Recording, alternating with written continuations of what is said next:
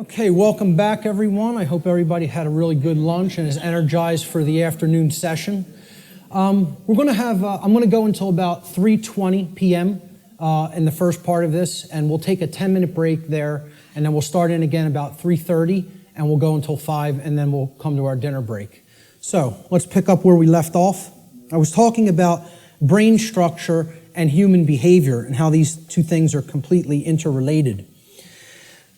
Brain health plays a critical role in human behavior, so it is extremely important for human beings to become familiar with the brain's basic structure and function. Now, I'm not telling you that this is the totality of neuroscience, what I'm going to show you here today. I'm saying that this is the basics. It's the essence of how the brain structure works. So this is part of understanding the physiological aspects of how consciousness works, all right? So there's three main complexes, structures, that comprise the total human brain. The first is the R complex, or the reptilian brain. So this part of the brain facilitates basic survival functions. It's the part of the brain that goes to work and becomes active when we're in what's called fight or flight mode, okay? When survival is at stake. It also controls basic motor functions and respiration, okay? The second part of the brain is above the R complex. This is called the limbic system. It's also known as the mammal brain, the mammalian brain. This part of the brain facilitates human emotions, and it makes human emotion possible to be felt in the physiology. It does this by releasing what's known as neuropeptides into the bloodstream through different glands that comprise the limbic brain, or what's called the midbrain also.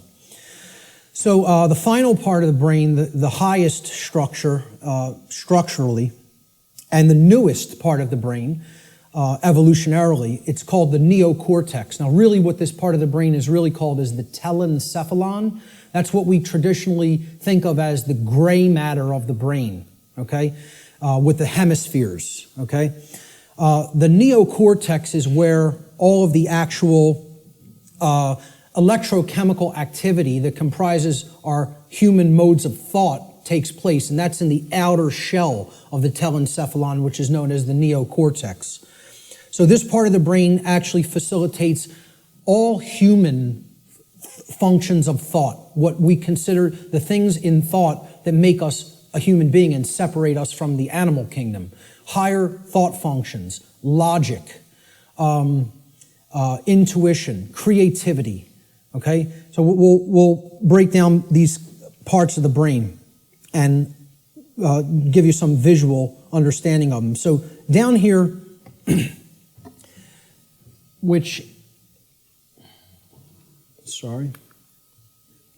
down here is the reptilian brain. It's comprised of the brain stem right here, and this part of the brain is called the cerebellum, okay? These two components together essentially comprise the R complex.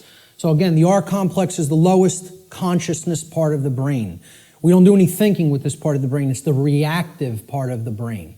It reacts to stimulus. It's the stimulus response mechanism.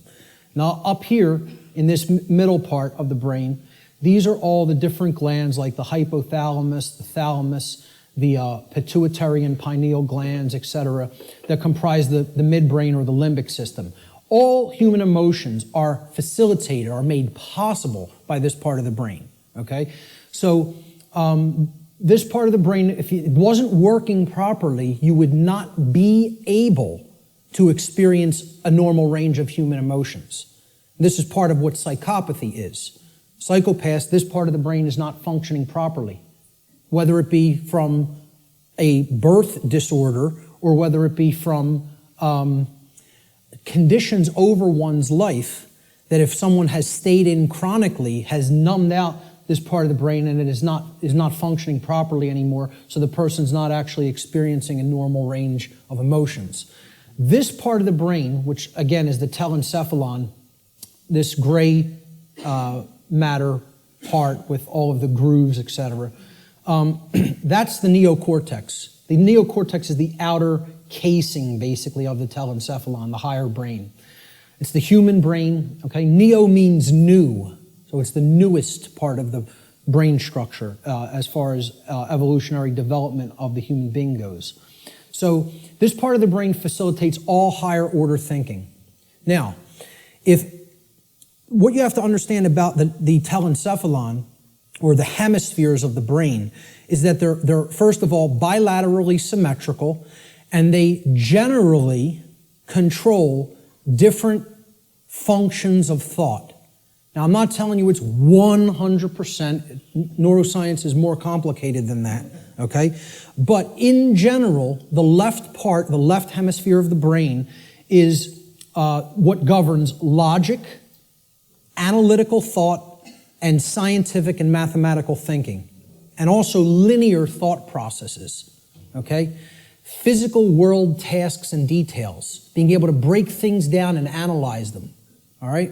So this is taking things apart, breaking them down into smaller components and analyzing the pieces. That's what the left brain does. You could look at it as a series processor, okay? It has to go into this part first, then here, and then we could spit out the output. A linear process, like a series processor, okay?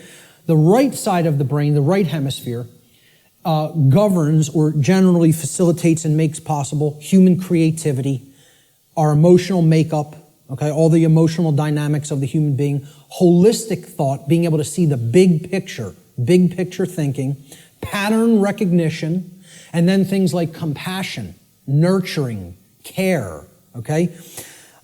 Ethics to a large extent. And I would say ethical thinking comes from a balance between the two, as we're going to get into.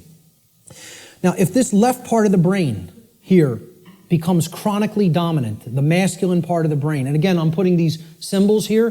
This is an ancient archetypal symbol called the blade. It's a simple upward pointing triangle. And this downward pointing triangle is another ancient archetypal symbol that was referred to in the ancient world as the chalice, the cup, etc. Okay?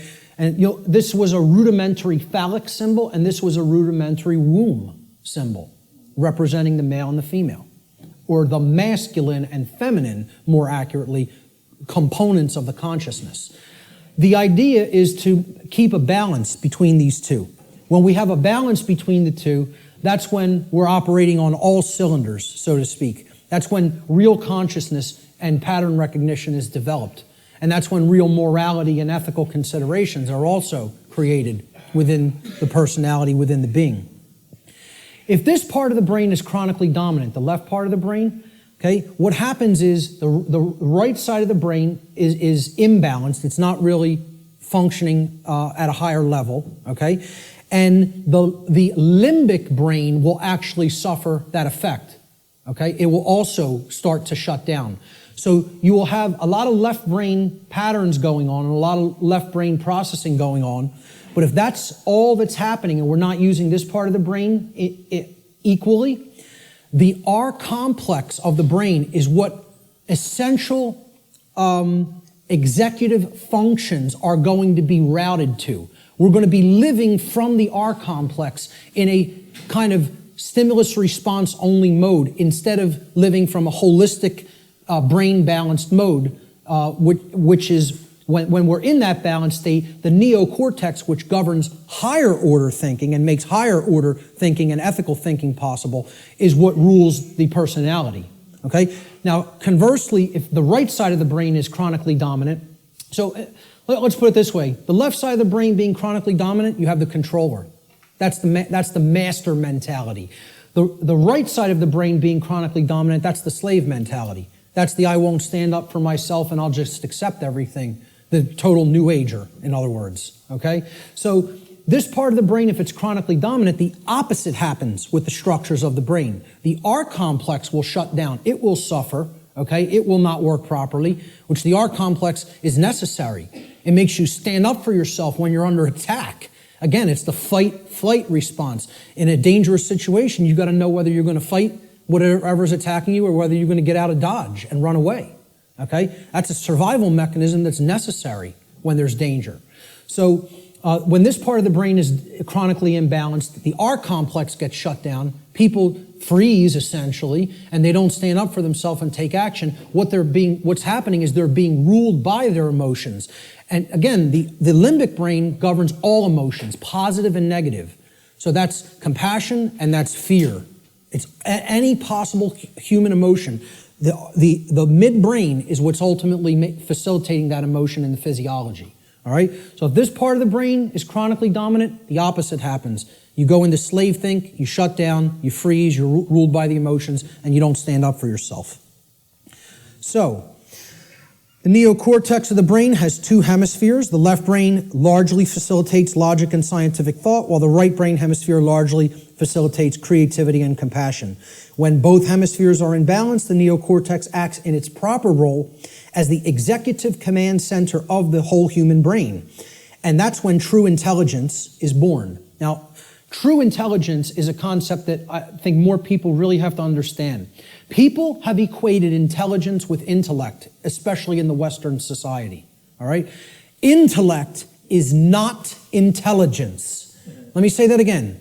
Intellect is not intelligence. Intelligence comprises more than intellect. Intellect is left brain understanding. True intelligence is holistic understanding, with the right brain included in the process, the nurturing, compassionate, creative, and intuitive sides of the consciousness together with the intellectual aspect of the consciousness. And you can see this in the word. Intelligence, right? Intella is where intellect comes from, okay? And gens, G-E-N-C-E, comes from the Latin verb generare. Generare means to generate or to create.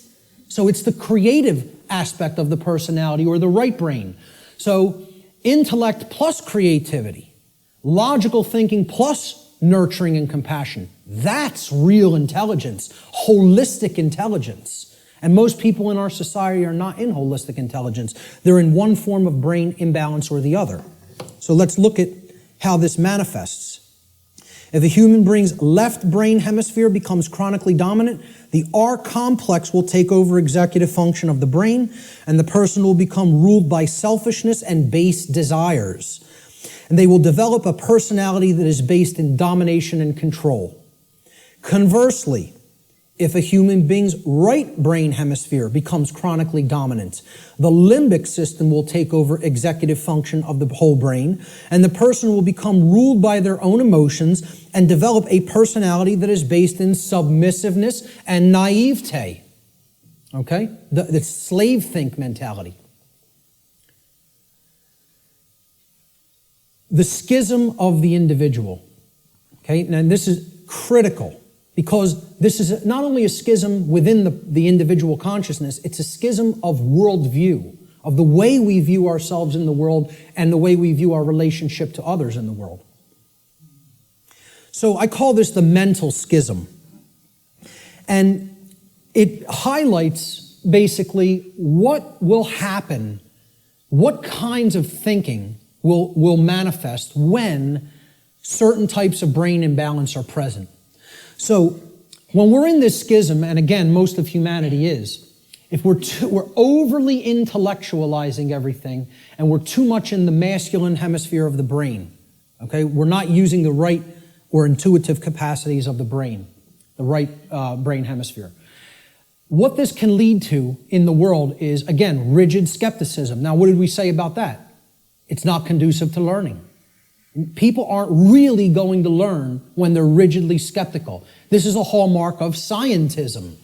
Scientismists, I don't know what other thing to call it, worshipers of the altar of scientism, okay, they have this rigid skepticism because they're purely intellectual. They're not really intelligent. The creative aspect is missing from their personality makeup, okay? Atheism is a hallmark of overly dominant left brain thinking because that, shuns all aspects of spiritual reality. There is no spirit. The universe is a grand cosmic accident. From there you get things like solipsism. People will say, well, isn't solipsism purely left brain? No. Is it purely right brain? And I say no, it is left brain imbalance as well. Solipsism can be generated from both forms of imbalance, of believing nothing can actually be known. There is no truth. Truth is a dirty word to many left brain individuals. You'll note.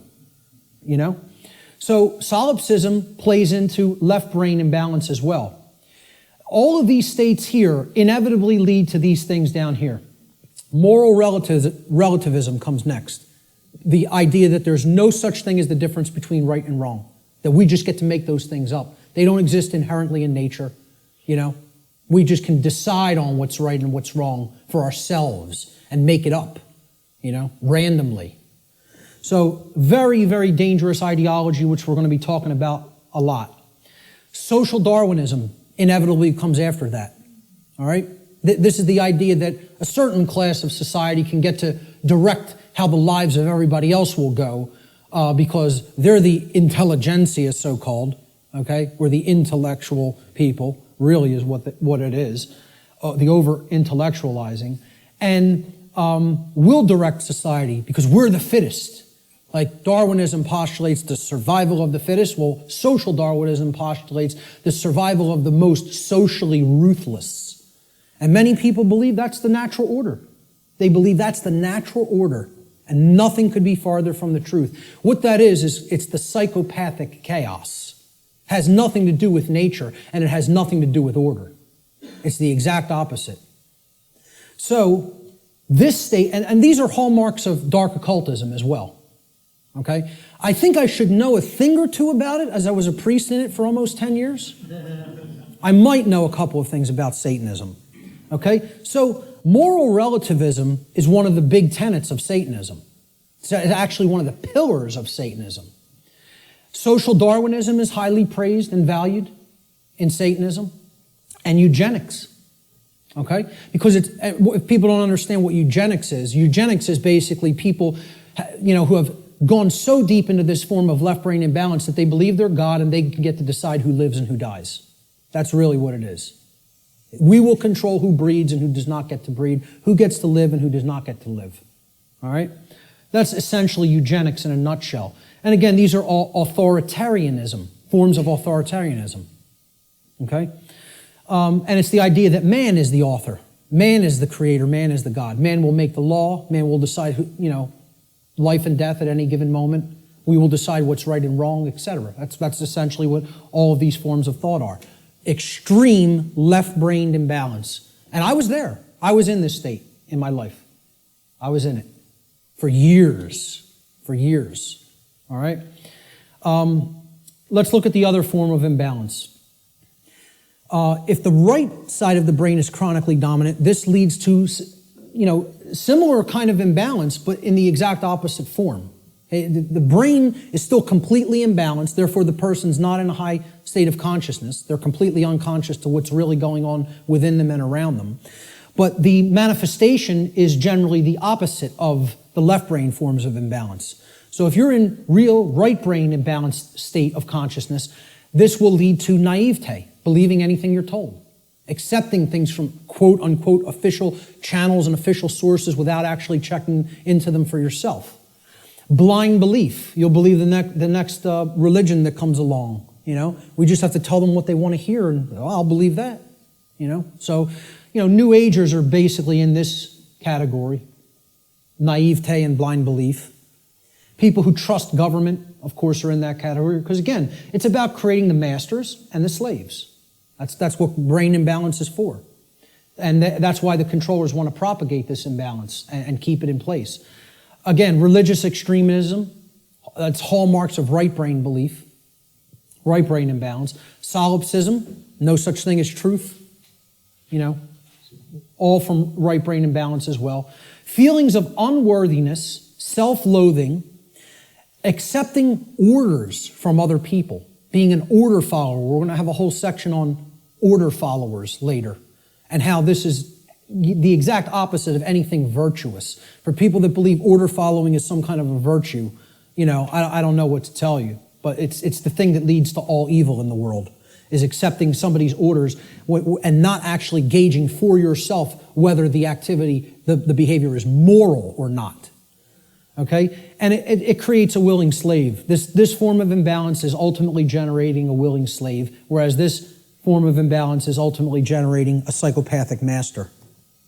And they're all forms of mind control. It's just another aspect of how mind control works.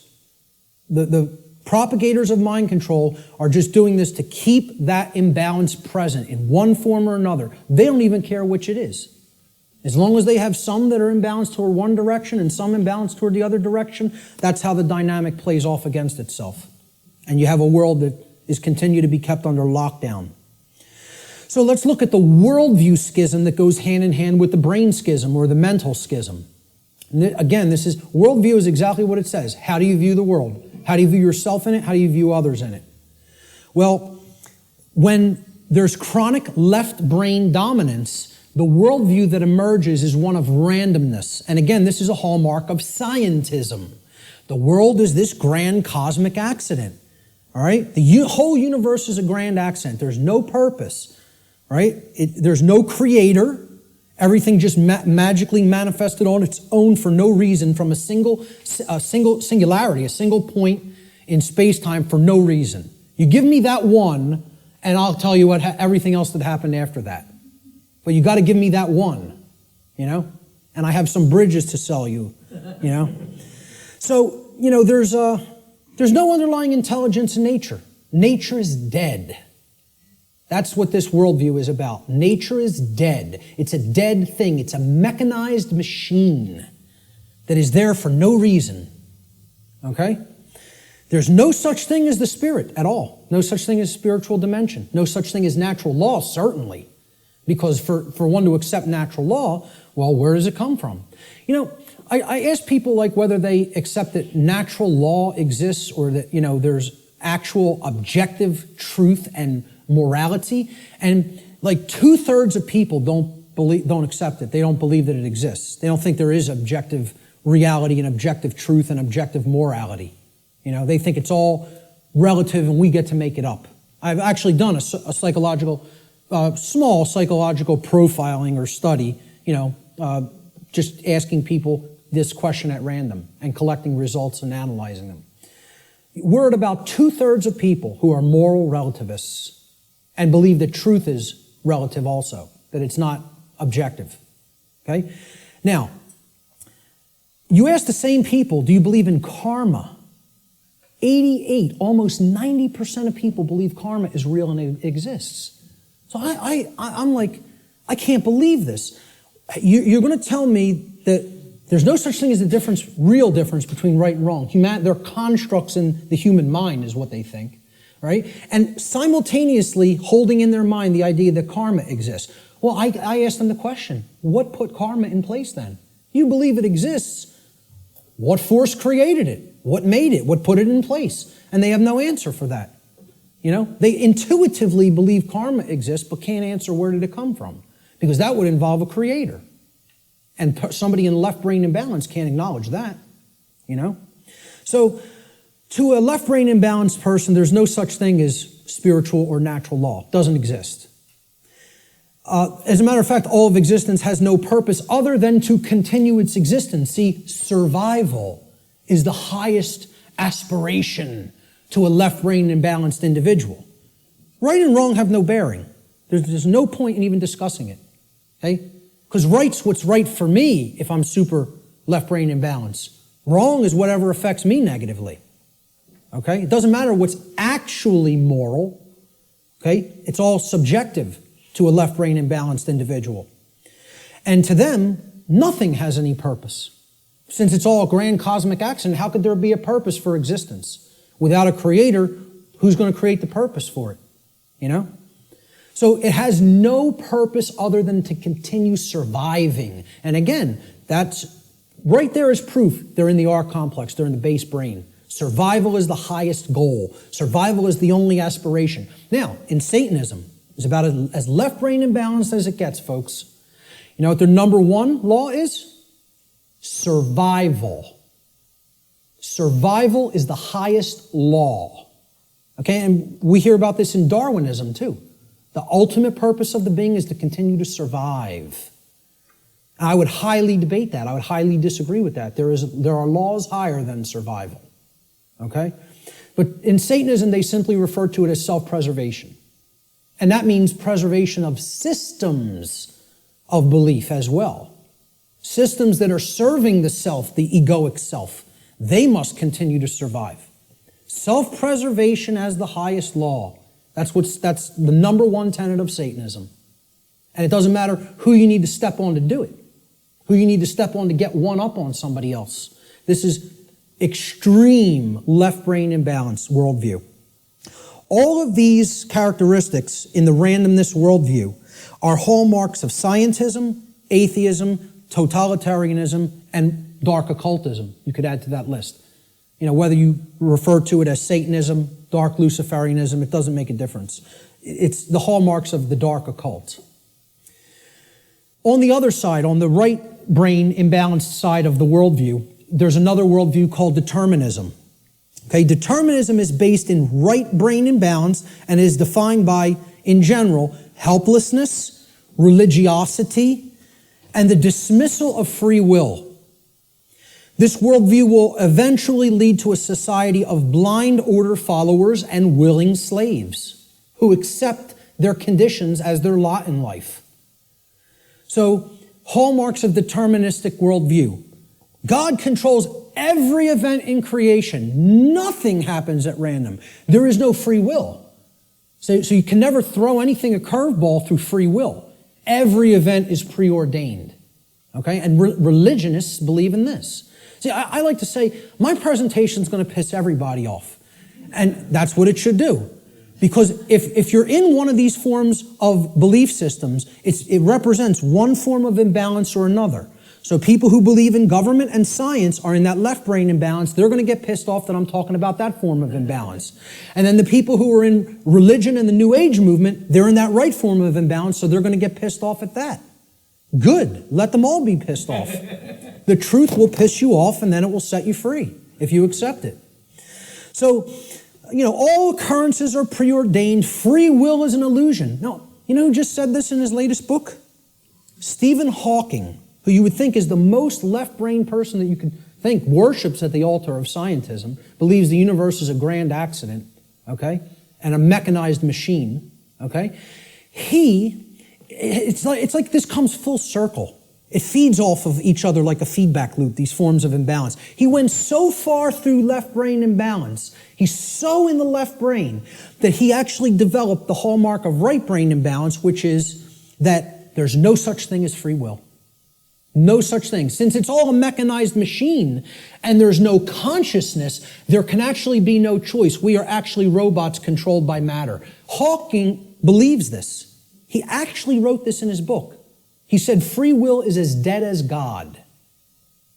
Okay? And millions of people buy this moron's books, and I'll call him a moron right to his face. There's not a drop of intelligence in that man, and people think he's one of the most intelligent people in the world.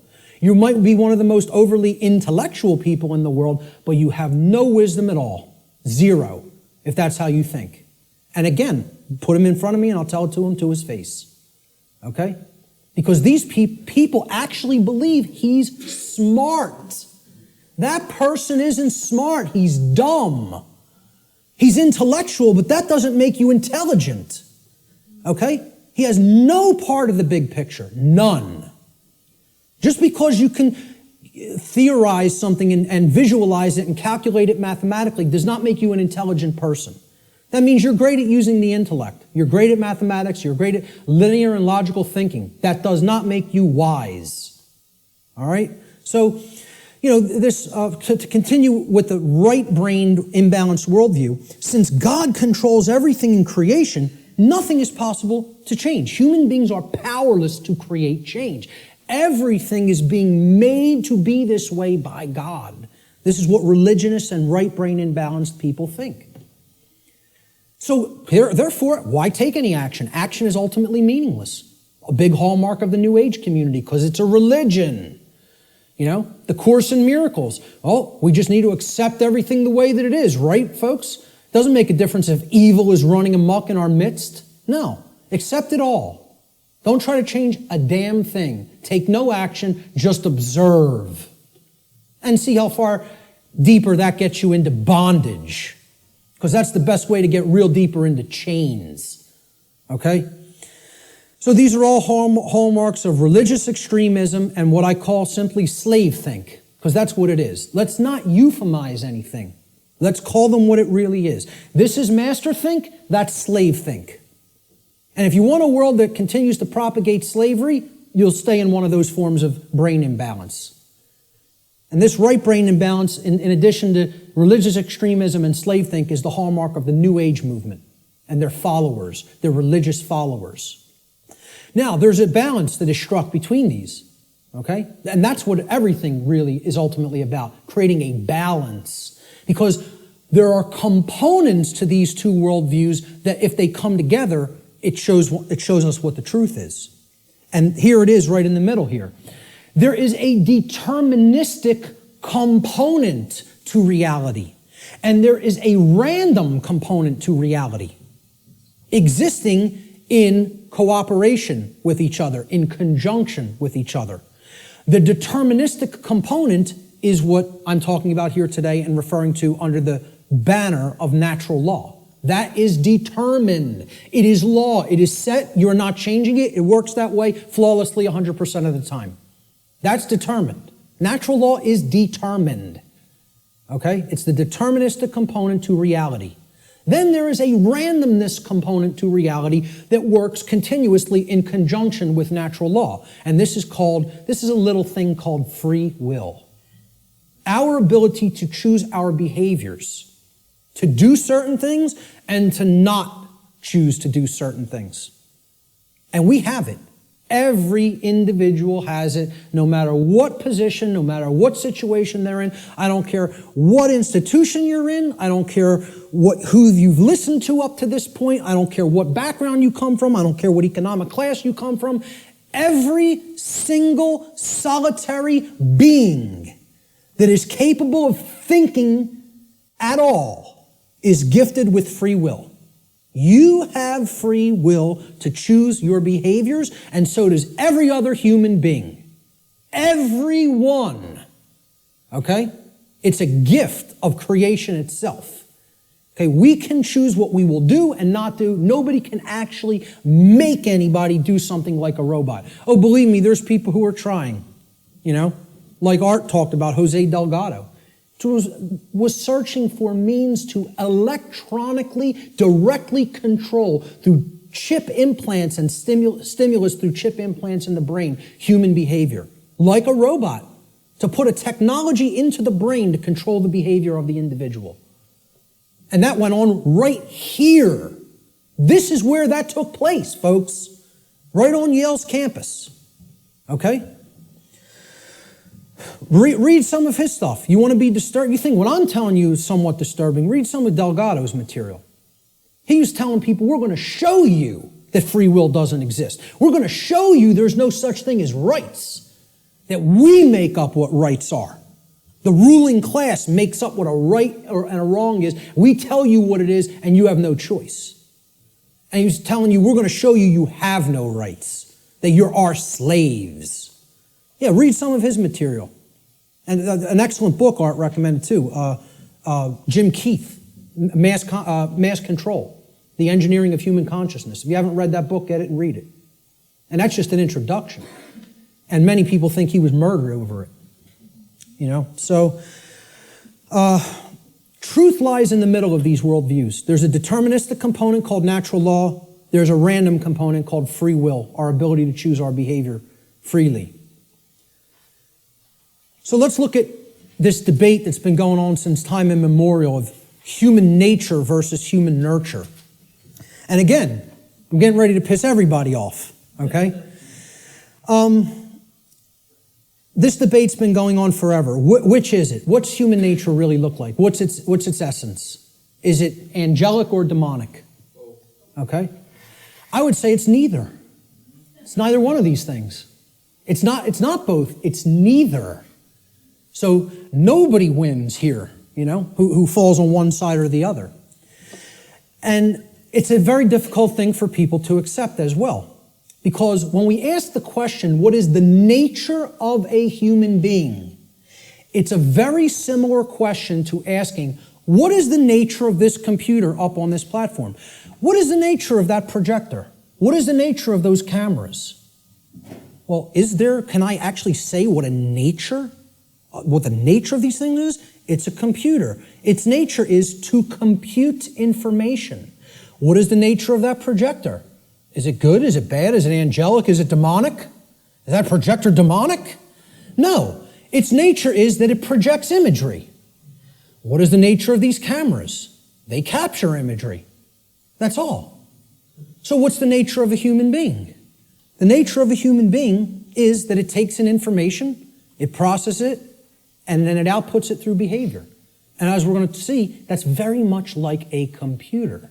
I'm not saying that it is a computer. I'm saying it's like one. Okay? So human nature is neither inherently good nor inherently evil, as many people think fall on one side of this argument or the other.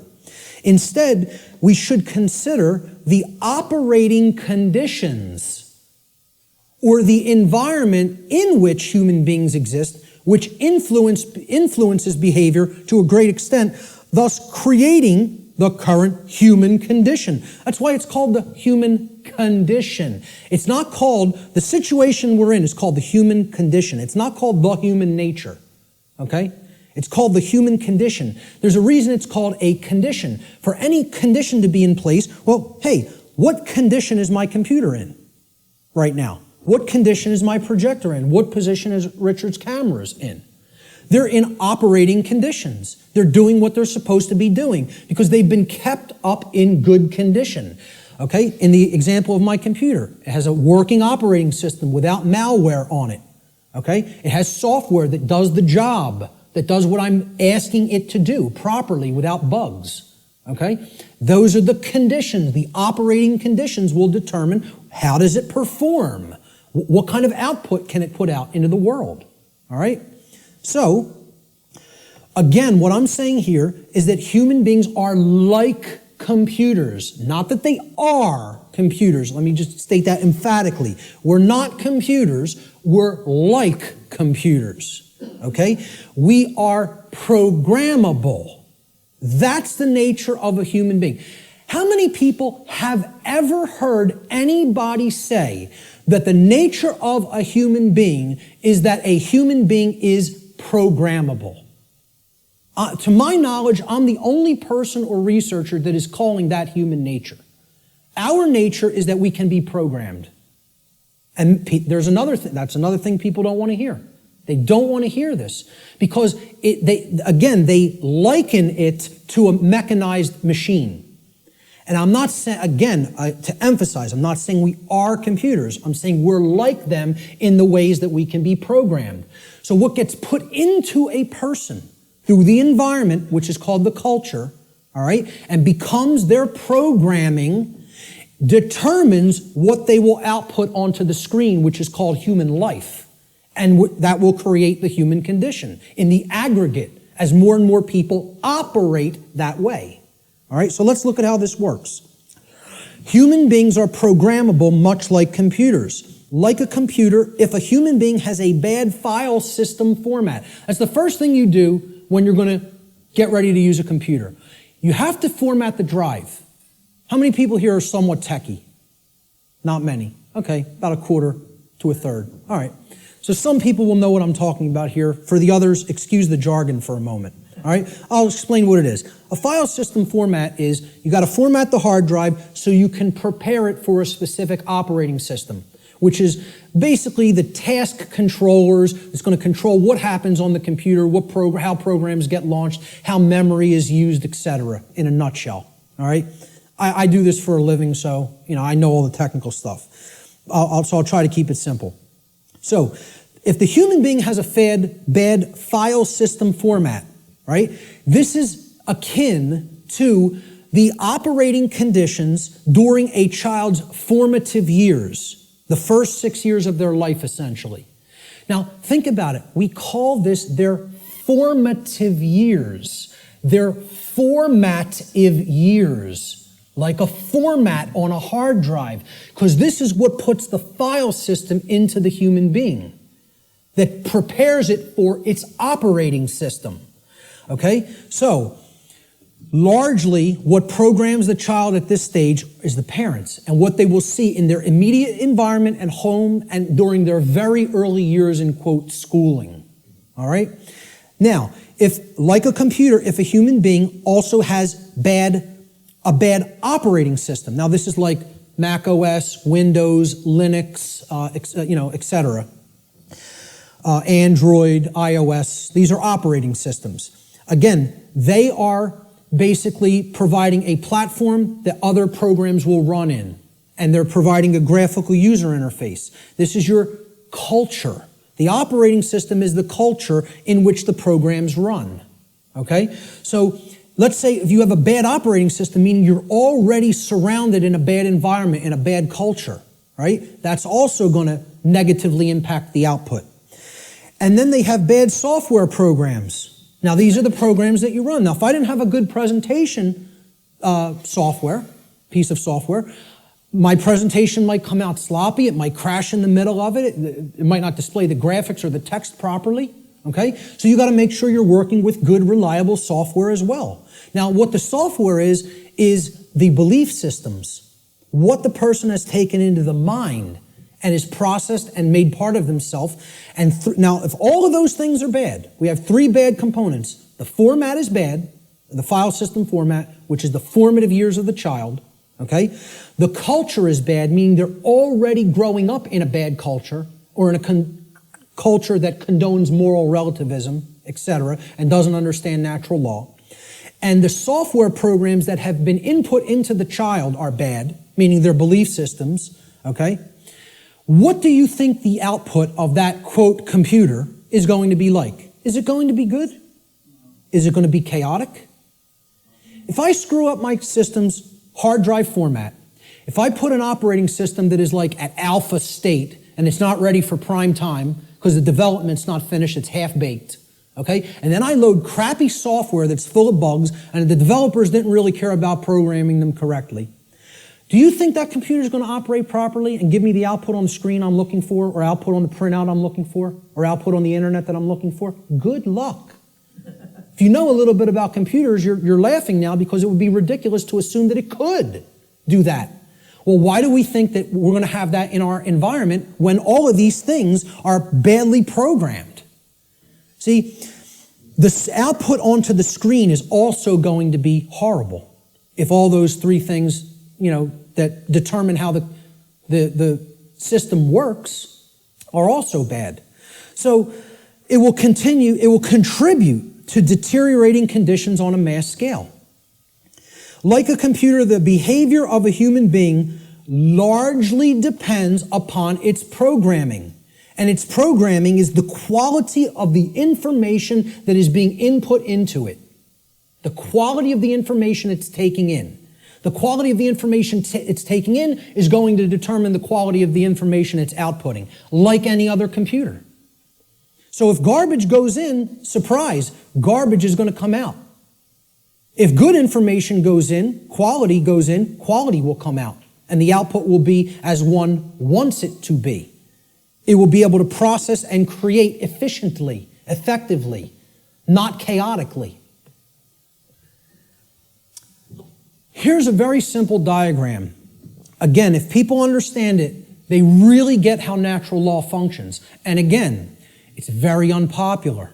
People don't want to look at what the bottom base foundation or platform of this structure is. Because once again, this idea that knowledge is what's required makes many people upset because they want to believe they're going to achieve these things they say they want without doing the work to acquire that knowledge and therefore understand the requirements for obtaining those conditions. So we start with available information. And when people look at what I'm going to describe here, they will recognize it as something. And I'll hold what that is for a moment. Available information is what you're starting with. This constitutes potential knowledge. And it can become knowledge if it's taken in, if it's amassed, if it's aggregated. okay? It can be gathered, it can be processed, it can be understood, and then it can be acted upon. You could call this the grammar stage of this three-part process I'm going to explain. Okay? You could also refer to this as the input stage. If we're looking at it in a computer model, this is the stage of inputting information or programming something. Okay? Now the next step that's built upon this is once you've taken information in, necessary information, you then come to a position of understanding it. You know what it means, you recognize the patterns. All right? So this is the second step in this process. Now, your understanding or lack of understanding, okay, now in the first stage, your knowledge or lack of knowledge is going to lead to understanding or lack of understanding. If you have understanding present, your decision-making processes are going to be in harmony with what you say you want, okay? You're going to understand, if here's what I want, this is what's necessary to get that, to make that happen, to manifest it. That's understanding. It's a decision-making process that happens within the mind. These processes take place in the human mind and are chosen by each individual based upon available information. So again, you can see if information is held back, if it is occulted, or even if it's just people are dissuaded from taking it in because people will say, no, there's nothing there, there's nothing to it, right? You could see how they'll never get to this step. They'll never understand. They'll never get to the second level of creating our reality. All right? Effectively, efficiently. The third stage to this process is what you do with what you have come to understand, to know and understand. So this is the action stage. Okay? Each individual's behavior, the behaviors that they choose through their own free will, is based upon the quality of their decision-making processes that are happening within the human mind.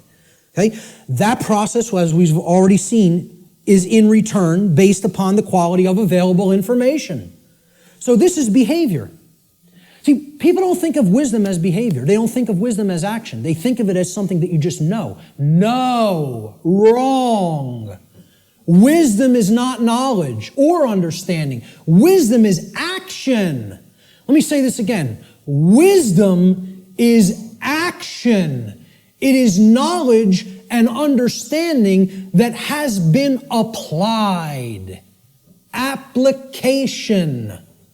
That's the program that you're going to run on the computer that you've put an operating system on and formatted properly. The application is the action. When you're working in a computer doing things, you're working in an application. You're not building the things you're building with the operating system. The operating system is what's supporting the program that allows you to be creative. Okay? And in return, the file format supports the operating system. So, we start with available knowledge. That can be converted in available information, which can be converted into knowledge, which can then, through decision-making processes and filtering of that information to eliminate inconsistencies, can lead to an understanding. In continuation, the understanding can then lead through our free will decision-making processes to be converted into behavior, into action in the world. That, when it's done properly, it's wisdom. When it's done with morality and ethics in mind, it's wisdom. When it's done without that, it's folly. Okay? And it leads to more and more chaos.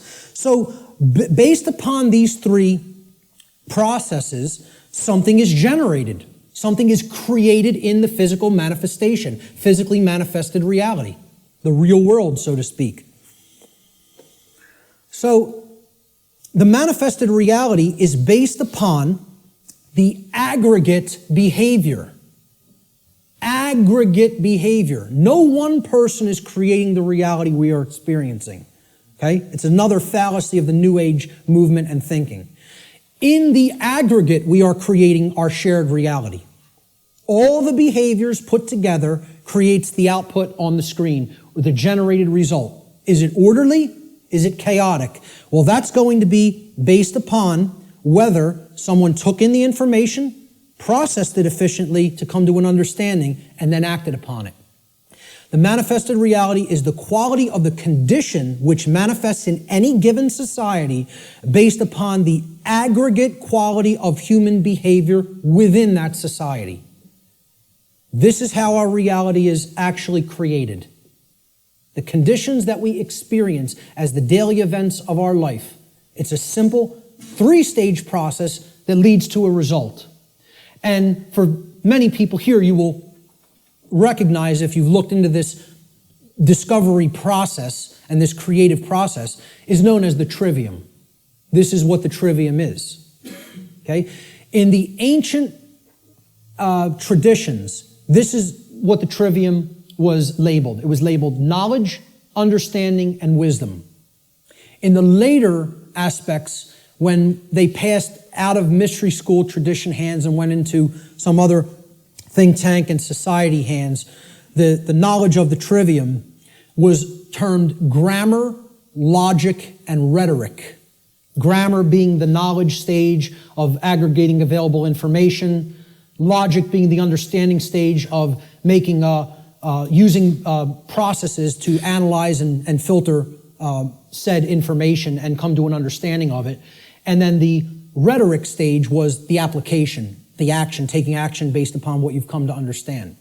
Now, there's a third way of looking at the trivium in computer jargon, and that is input, processing, and output. And then you get the result on the screen, which is called life. All right? Any way you want to look at the trivium, I don't care. But understand it, know how it works. Okay? Because this is why a big part of why we're in the situation that we're in is that the trivium methodology of truth discovery has been completely obliterated from public consciousness. Completely obliterated. And I ask people how many people have even ever heard the word trivium. Raise your hand if you've heard the word. So a good portion of the people here have. Many people have never heard the word. And if you do a Google search on it, most people are going to get back the band, the metal band, the trivium, which is not a bad band, but, but the whole point here is the results that are going to come back through Google or Bing or Yahoo or whatever are going to give you a metal band, a heavy metal band, instead of the trivium method of learning, the classical liberal arts education methodology. Because they want to try to sanitize that as much from human consumption as possible. They don't even want you to understand how that works at all. And that's why it's been removed from public schooling. And that's why, as long as this society stays the way it is, it will never be put back into public schooling. I tell people a little anecdote. When I was in high school, and thank God I went to the high school I did because they really hammered Latin and Greek into you. You were going to know your Latin and Greek when you came out of my high school, okay? For whatever other indoctrination they put into you, that's a different story. But I'll tell you what, you came out of there knowing your ancient languages. It was still part of the curriculum when I was in high school. And, I think I came out better out of there because of simply the linguistics knowledge that I gained from it. And we read Gaius Julius Caesar's war journals in their original Latin and translated them. And in one of them, he's absolutely lambasting one of his centurions. Okay, they're on a campaign in Gaul, which is France now. And Caesar is, making his rounds of his troops, and they're getting ready to, push deeper into Gaul.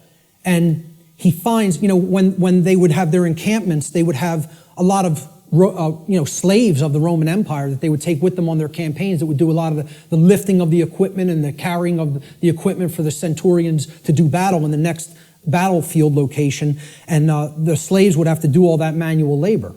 And Caesar says to one of his centurions, he's passing by their encampment, and he sees one of the actual centurion leaders teaching one of the slaves the trivium method. And he flips out on him in this journal. He says, I caught one of my centurions, teaching the trivium, and freaks out on him. How dare you teach a slave our method of learning? Soon they won't want to be a slave anymore. There'd be an uprising if they knew what we knew, if they knew our truth discovery methodology. He said, I forget how it really ended, but I think how it ended was he told this centurion, if I ever catch you doing this again, I will personally cast you into the wilderness of Gaul and let the Gaulians deal with you, who knew that the Roman Empire was trying to conquer their people at that point, which is basically saying it would be a death sentence, but I won't even carry it out. I'll let our enemy carry it out on you. That's how much he didn't want their slaves to understand their methodology for learning. And that's the trivium. And that's why most people have never heard the word. So you got to look into it and understand how it works. That's all I can say about it. It is how we build our reality, either efficiently or destructively. So let's look at some of the principles of natural law. Now, in my extended seminar, which goes over a 6-week class of lessons, I get into these principles deeply in an extended form. We're not going to do that today because time doesn't allow. I'm going to briefly touch on each one. Okay? The word principles, let's define it. Principle comes from the Latin noun principia. Principia means first, foremost, leading, chief, or most necessary. It is that which matters most. It is the first things that must be understood before anything else can be understood. Principles have to come first. And this is the problem. Our society does not put principles first. It puts trivialities first, and we're no longer a society that even cares about principles or first things. So first things first. First things or principles have to come first. So let's look at what the principles that underlie natural law. These are the things that are most important. That's what principles should mean to people. If we ask people to define what a principle is, first thing they should say, that's the most important thing. The most important thing in my life. Now, when in the natural law seminar, we did a homework assignment, we asked people what the most important thing was to them. Very few responded with principles. Most people responded with saying that people or the family was the number one response. The familial connection was more important to them than principles. Now, when people hear me say that that's backwards, they'll say, how cold are you? That's so cold, okay? What I'm telling you is that the familial connection, no matter what it is, between a mother and a son, a mother and a daughter, a father and a son, father and a daughter, husband and wife, doesn't matter as much as principles. I'm not telling you they don't matter at all. I'm telling you have to put principles first. Otherwise, those relationships are just meaningless. They don't really have any real value unless they're based upon principles first, which is why so many relationships are dysfunctional. Principles have to come first before you can even build a solid relationship with another human being. So, let's look at what some of the principles of how natural laws work first before we can actually find out what the expressions of these laws are in our lives, which will be the next section. These are what I call the general principles of natural law. Natural law is expressed through 7 basic underlying principles, plus what I have referred to as an 8th or hidden principle, which you hear very few other researchers, even people who are studying this from the occult perspective, who are studying this from the consequentialism perspective, you very hear them incorporate the 8th and all-encompassing principle, which I'll get to last here. This 8th principle, which I call the lost principle, binds all the other 7 principles together. All right? These principles together constitute a master key through which universal wisdom, including the knowledge of the requirements to obtaining what we desire, is then unveiled or de-occulted. When people ask me, well, what do you consider yourself in your performance of presenting what you present? I tell them, I consider myself a de-occultist. I'm no longer an occultist. I'm a de-occultist. I'm attempting to take this information out of hiding. It's been hidden. The hiding of it is destroying the fabric of our society and putting us into bondage. It needs to come out and be non-hidden. It needs to be unveiled and shared widely and freely with anybody who's capable of accepting it and comprehending it now. Because we're not in a position where we could wait longer. We're at the precipice. Okay? There is a moral obligation to bring this information to the public now. Okay? So, I consider myself a de-occultist. One who takes things out of hiding and presents them openly. These are the 7 general principles of natural law. Many people who have studied some variants of occultism may recognize these as what are known as the Hermetic principles. Hermetic essentially comes from Hermes. Hermes Trismegistus, the thrice great one, as he was referred to in the ancient Greek mystery traditions. Okay? He was considered a messenger of the gods. He brought the wisdom of the gods down to humanity. Okay? In the ancient Egyptian and Cometian traditions, he was the scribe of the gods known as Thoth. All right? He has other incarnations as well. But the Hermetic tradition is named such because it's hermetically sealed, like natural law is. Natural law is hermetically sealed. It is binding principles that are immutable. They are laws that are in operation that cannot be changed. Hence, they are hermetically sealed. So, these 7 general principles, they are mentalism, correspondence, vibration, polarity, rhythm, cause and effect, which is a huge one, which we'll be getting into, and gender. So I'm going to briefly describe what each of these are and what they are about. The principle of mentalism states that the all, everything in creation, is actually a manifestation of mind. The all is mind. Okay, what this means is everything that happens has to be a result of a mental state which preceded it. Everything. For anything to exist, thoughts had to form first, and then they formed the physical reality after. The universe itself is a mental construct of the Creator. Thoughts lead to the manifestation of things and events. Thoughts create conditions. Thoughts create things and conditions. They cannot just magically manifest themselves. Thought comes first. Thoughts create our state of existence and the quality of our experience here on earth, ultimately. Therefore, be responsible for everything. We should be responsible for everything that we create by being responsible for that which we think. Because the thought processes are what are driving the behaviors. People behave the way they do because they have certain belief systems embedded in the mind and running like a program. Their thoughts and their emotions are driving their actions. So the behavior is not magically suddenly going to just change. The thoughts and emotions have to change because they're the driving force behind the behavior. That's when reality will change. See, people don't want to hear that, once again. They don't want to hear, if you want to change reality, you, yourself, have to change the way you think. Because the way you think is not conducive to the requirements for getting what you say you want. They're doing the exact opposite of that in many cases. So that's the principle of mentalism. The principle of correspondence states that that which is above is similar or like to that which is below.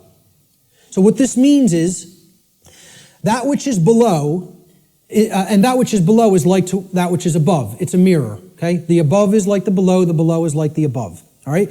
The above, in this case, is the macrocosm, okay? The laws of the very large things, okay? The laws that govern the creation which we consider is seemingly outside of ourselves. We know at the deepest level that it's not, that we're one with it, but we perceive this as out here, the laws that govern the large aspects of things. So the macrocosm, or the very large, the totality of everything, and the microcosm, which is the very small, or the individuated units that comprise the whole in their aggregate, okay? They are reflections of each other. They cannot be separated from each other. As one goes, the other goes. The universe is actually a holographic system, okay? It's a hologram is an image, okay? You pass a laser through it, and it then projects a 3D image, okay? It's like a flat image, and it projects a three-dimensional image. But aspect, why they call it a holo, like holistic, hologram, holistic image, is if you break a hologram into multiple components by cutting it. So if I take a hologram and I cut it in 4 pieces, you don't have a quarter of the image on one part of the hologram and a quarter on the other and a quarter on the third and a quarter on the fourth.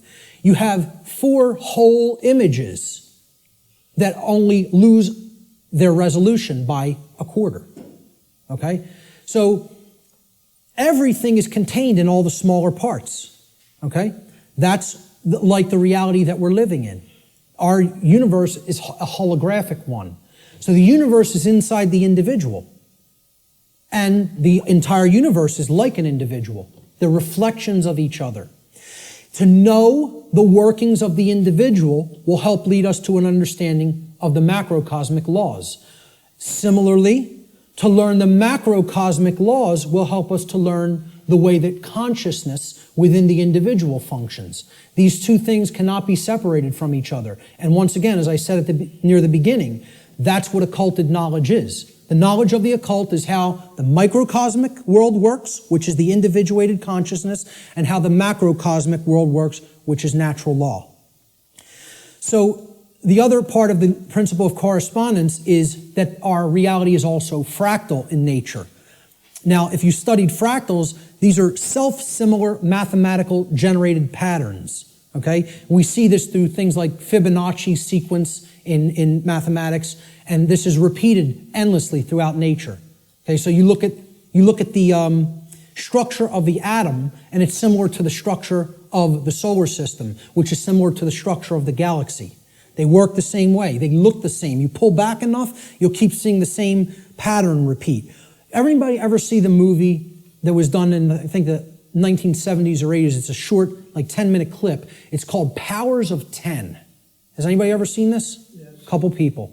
Watch this movie, Powers of 10, and you'll understand what I'm talking about when I say that the universe is fractal in nature. Brilliant movie. It will blow your mind. Real short, 10 minutes long, something like 9 or 10 minutes long. They basically zoom up into the cosmos to show you how everything is self-similar. Then they zoom down into the cells of a human being and into the atoms that comprise the hand and cells of the hand, and show you how everything is similar there, all the way down to the atomic level, okay, and the subatomic level. So, the universe is both holographic, meaning that the whole is contained in the parts, and vice versa, and it is fractal or self-similar across all scales of its existence. That's the principle of correspondence. The principle of vibration simply states that there is no such thing as rest, as dead or non-motion, okay? Death, in that sense, is an illusion, because true death would be the cessation of all motion and energy. There is no such thing. It doesn't exist. You cannot go anywhere in creation where something is at complete rest, okay? And I joke around about this. Barb tells me funny stories when she comes home from work, and she's trying to, enlighten some of the other RNs that she works with. And she was trying to explain to one of the other nurses, that desk has atoms in it, and they're not at rest. They're like in crazy, chaotic motion, especially the electron clouds of the atom. And if you look at it at a deep enough level, you would see it's like chaos going on, and it's all kinds of motion happening, seemingly at random. And the other nurse goes, "Barb, you're so crazy." What I say to that is, how could you have made it to nursing school and not ever have even considered the concept of the atom? Right. And it's amazing. She actually thinks perceived stillness is actual stillness, and didn't comprehend. If you zoom into that with a powerful enough microscope, you're going to see all kinds of motion, and nothing's at rest. And she thought Barb was the weird one for trying to explain that to her. Okay, so there is no such thing as true rest. It doesn't exist. If something's in existence, it's in motion. Everything moves, everything vibrates, and at the most fundamental level, the universe and every single thing which comprises it is ultimately pure vibratory energy that is manifesting itself in different ways, different frequencies, different vibratory forms. The universe has no true solidity as such, as we imagine solidity at the macrocosmic level. Matter is merely energy in a state of vibration. And what this is, if we truly understand this, and many sciences are now finally really understanding this and trying to propagate this knowledge out into the public, we will come to the understanding that this is a spiritual construct for experience to be gained, to have an experience and learn and grow in consciousness. That's what the purpose of this whole thing is for, you know? So nothing is truly solid, you know? It's again, like we say, we are spirit having a human experience. The whole universe is spiritual, having a experience in solidity. All right? That's how you have to look at the principle of vibration. The principle of polarity states that everything has a dual nature to it. There are polarities in everything that exists. Okay? Everything has poles. Everything has its pair of opposites. However, opposites, they are identical in nature, but they're different in degree. So let me give you an example of what that means. Are hot and cold really opposites? Or can we simply look at them as the presence of heat energy or the absence of heat energy? Meaning that they're the same thing, energy. And whether it's concentrated in a specific area, which would make it hot, or whether it's absent from a specific area, which would make it cold. Okay? That's what hot and cold are at the fundamental level. At our level of perception, they're opposites, but at the fundamental level, they're the same thing, energy or lack thereof. Just like those 3 stages of the trivium. Are knowledge and ignorance the same thing? Yeah, actually they are. Because truth is always present. It's a matter of whether it's taken in and processed, or whether it's refused to be taken in and it's not processed. Okay? So it's just like that. They're identical in their natures, but they're different in their degree. Okay? Extremes can meet and blend and, play with each other, like as depicted in the yin-yang symbol, masculine and feminine. They need to be blended.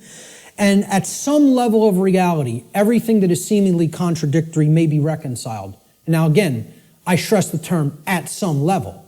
At the unified field level, everything is consciousness, pure consciousness. However, at this level, there are differences in consciousness. At this level, there are things that are taking place that we need to understand.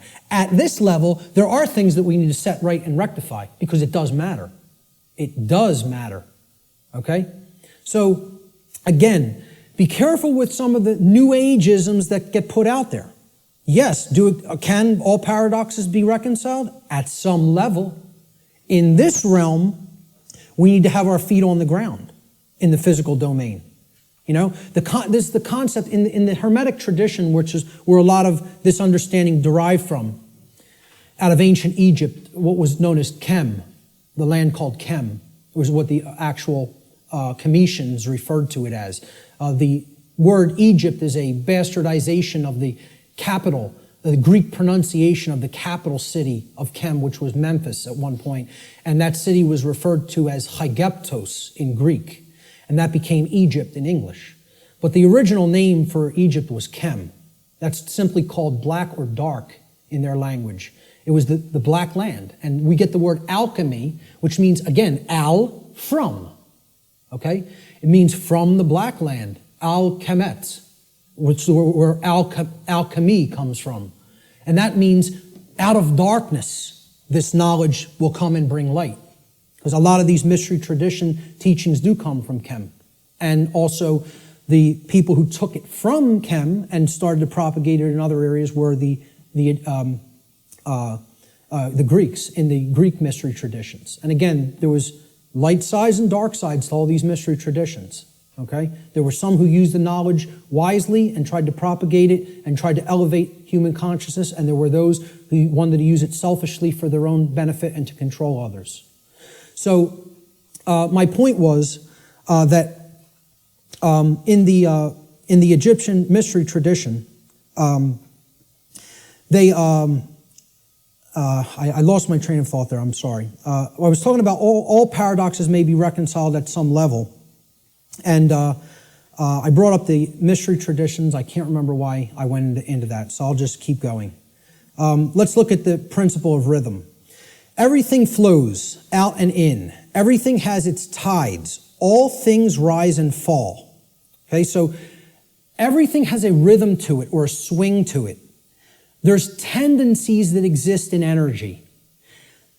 The pendulum swing manifests in everything that we undergo, everything that we perceive. The measure of the swing to the right is the measure of the swing to the left. It's just an opposite. It's perceived as an opposite. Rhythm will compensate. Now, how this should be understood when we are talking about natural law is many people will say, well, that's just the way the tendency is moving us. It's just the way the tide is taking us, right? But that's not really accurate. Okay? We can't look at these things as that the rhythms are set in stone and it has to be this way now, right? One of the things that a lot of the Hermetic tradition taught regarding these laws, these principles, were they can be overcome by higher levels of consciousness. Okay? This one was one of them. Rhythm is a principle that is a tendency for something to swing a certain way. Let's liken it to genetics. You know, if you look at some newer biology, a lot of modern biologists are suggesting consciousness plays into whether a gene activates or not and expresses a certain condition. Well, this is the same way. There's something that can be done about the swing or the tide, okay? Let's look at it as you have a boat, and you want to row the boat out to sea, right? You have to get past the tide. You have to get past the breakers and the waves. And if that tide's really strong at high tide, it's going to be very much more difficult. You're going to have to expend more energy to get it out to sea. If, however, you were taking it when the current's moving out to sea, okay, there's a flow that's moving outward deeper into the ocean, and you start rowing that boat then, you're going to be able to do it much more easily. Okay, so if there's winds pushing along a plane, it's going to have to expend less energy. It's going to get there more quickly, okay, because it's adding to the energy. If, however, you're flying against the wind, you got to expend a lot more energy. It's just a tendency. You can still get to where you want to go. You may just have to exert more effort. Right now, we're in a tendency of things are not flowing, okay? It's an ebb, all right? And it's something that needs to really have more energy put into it if we're going to resist the tendency. It doesn't mean nothing can be done about it. It doesn't mean it can't be overcome. It means at the time we're living in, okay, we want to make this motion go in this direction, but its tendency is to move in this direction. So more will is required at this time to move the consciousness. At other times, the consciousness may be flowing in a positive direction and it may take much less energy in order to move that consciousness forward. However, we're not living in that time. We are living at what many researchers have called the Kali Yuga, or the age of darkness and destruction. You know, this is the point that resists the flow in consciousness the most. And it's going to take an enormity of effort to break down these pre-existing belief systems that don't serve who we are. So that's the principle of rhythm. This is the principle here in natural law that most fits in with how I'm using the term natural law today, cause and effect. Many people, again in the New Age community, don't want to believe that there's causes and effects, and that effects are driven by causes that, you know, come first and then manifest conditions. So the principle of cause and effect simply states that every cause has its effect and every effect has its cause. Every single thing that occurs happens according to law. All right? Chance is a name for law, a law not recognized. There are many planes of causation, but nothing escapes the law. So again, is there free will? Yes, there is free will. But is there free will to ignore law without consequence? No, there is not. That's the limit of free will. Free will is operating within boundary conditions that I'm referring to as natural law. It's a series of laws, actually, okay? Free will operates within these parameters or boundary conditions that cannot be exceeded or gone beyond without consequence. Oh yeah, you can break natural law. Yes, you can break it, but you cannot break it without consequence. You cannot break it without consequence, negative consequence. And that's why this body of knowledge has in the past been referred to as consequentialism. It is the knowledge of how consequences are generated by our free will decision-making processes within the boundaries of natural law. So this is the law of cause and effect, the principle of cause and effect. And I think this image, I was searching for images that encapsulate cause and effect, and I found this cartoon, and I think it does it brilliantly. Most of all, because will the effect happen immediately? No, it will not happen immediately. There is a time lag. You set the cause into motion. The universe is going to intelligently bring to you, through a rearrangement of all the dynamics that it needs to rearrange, the effect of what you've generated by setting that cause into motion. And there is a time gap between the cause going into place and the effect coming around and hitting you. This is why the pattern recognition of cause and effect is more difficult, because it is separated by a time lag, by what we perceive as linear time. Now, if you did a wrong to somebody and immediately you were stung by a wasp, every single time you did a wrong to somebody, it showed up and bit you immediately within 2 seconds of you hurting somebody, stealing from somebody, lying to somebody, etc. Would you start to connect the stinging to the wrong that you did? I think most people would see the pattern. They would recognize the pattern. But since that doesn't happen, and there's a time lag to experiencing something harmful to ourselves once we do something harmful to other people, it's very difficult for people to see the connection through the time lag. And moreover, it doesn't exactly happen in a one-to-one ratio like this, okay? Karmic consequence is more complicated than all of that, all right? What's happening is that all of us are experiencing in the aggregate the wrongs that the human species is conducting on a daily basis, which we do not attempt to rectify and stop through our inaction. Karma is being accrued. People think that karma can only be accrued from action. No, it cannot. It can be accrued from inaction as well. And that's where many people in our society is. They're not taking any action, and they're willing to let evil run unchecked. So this is ultimately going to come back and bite us, and what we set into motion is going to actually topple over onto us if we don't change our thoughts, emotions, and behaviors. Nothing escapes law. We are bound by it eternally. Let me just go back. I'll leave it on this slide for a moment. For some people familiar with my work, you've seen me break down the Matrix trilogy. And the law of cause and effect is brought forward extensively in the second Matrix movie, The Matrix Reloaded.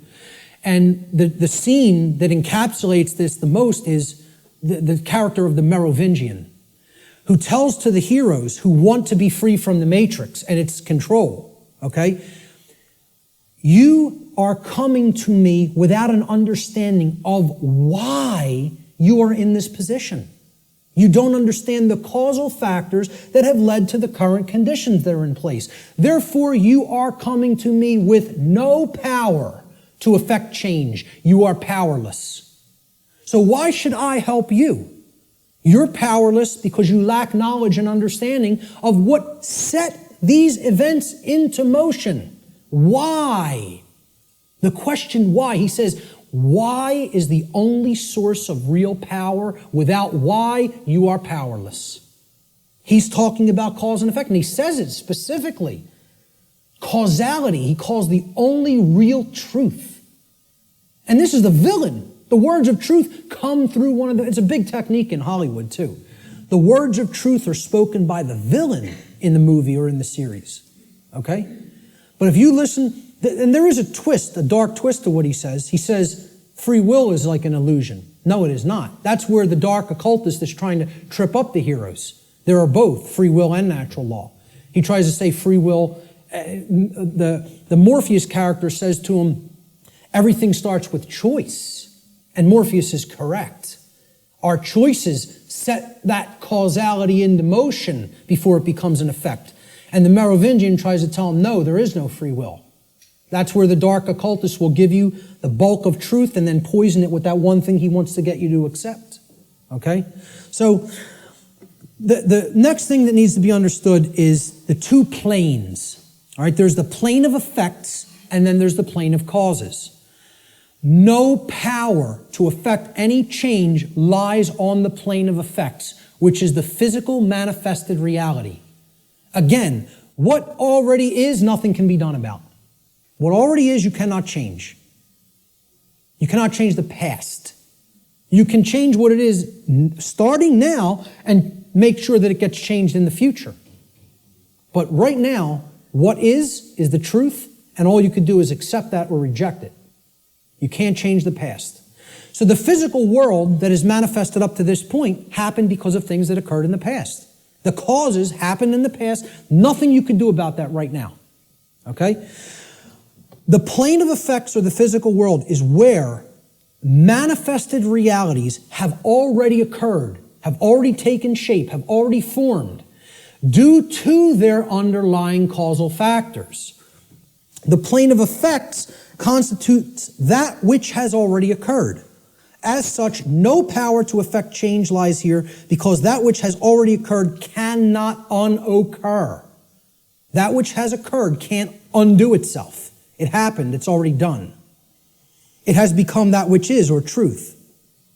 Human consciousness seems to be trapped upon the plane of effects, meaning that humanity as a whole remains ignorant of the underlying causes which they themselves have set into motion and which lead to self-inflicted suffering in their lives. So if you're trapped at this level, what you're doing is you're looking at the symptoms, and you're stuck looking at the symptoms. Okay? This is everybody. Oh, there's a political solution to this. We need to vote in the right people. Oh, there's a financial solution to this. We just need to set the right monetary policy. No, there's a scientific solution to this. And technological advancements are going to be made that suddenly save ourselves and make the world any different. And they think all of this is going to be done while slavery is still in place. Well, again, good luck with that. And let me know how it works out. Okay? I speak at free energy related events. I work with the Tesla Science Foundation. I speak at MUFON-related events that talk about disclosure of extraterrestrial presence, okay? Both of these communities don't understand. The things that they say they want are impossible. And I'm going to start talking about them in this way more openly, you know, because I've kind of like given them some soft teachings, and I think they need to hear it a little bit more harshly, because both of these communities are not talking about morality to the extent that they need to. They think we're going to have free energy, but nothing's going to change as far as the social structure of the world goes. We'll just develop free energy and that'll magically save us. We'll still have slavery, but free energy will be here and the world will be a magically better place. The UFO community, they often think, oh, we're going to get disclosure. They're going to come out and tell us everything they know about other intelligences that are out there in the galaxy and in the universe with us, okay? And they think they're going to get that in a climate of slavery. Well, good luck with all those things. You got to take down the existing structure first, okay? People think, oh, we got to build the new world while the old one decays. You have to destroy the existing power structure with the power of truth before anything new is going to grow here. Because this place is a garden full of weeds, of poisoned ideologies and completely erroneous belief systems that have no bearing on truth whatsoever and cannot get us what we say we want. Until those thoughts are changed, don't expect the results you want. So to the free energy movement, I say you're never going to get free energy in a climate of slavery. To the UFO community, I say you will never get disclosure in a climate of slavery. Slavery has to end first. Then you could get what you say you want. So, again, no power to effect any change lies in the world of effects. Cannot be done. You are rearranging the deck chairs on the Titanic while it sinks. You're not creating any change doing those things. because the underlying causes aren't changing. And the underlying causes are how we think, how we feel, and how we behave. And no one wants to look at that. They want to think all those things can stay in place and I can magically get what I want. I want to keep my hand over the fire, but I don't want it to burn and blister. Well, enjoy. See, find out what you get when you do that, because that's what we're doing when it comes to natural law. So let's look at the plane of causality. This is the other plane. This is the mental realm, the mental world. Again, according to the law of mentalism, the first principle of natural law, everything that manifests must first manifest in mind before it can manifest physically. So again, if the plane of causality is the mental world that's generating the causes in mind, okay, everything is happening there first, and then it is trickling down to the physical domain. It is manifesting in the physical domain only after it has manifested in the mental world. The plane of causality is where causes are set into motion prior to those causes manifesting as formed realities in the plane of effects. This plane of causality constitutes the causal factors, the why, which underlies and precedes all manifested things and events. All power to effect change lies on this plane of reality. Human consciousness must move away from the plane of effects and to the plane of causality in order for human beings to understand the causal factors of the conditions which they are collectively manifesting in their lives.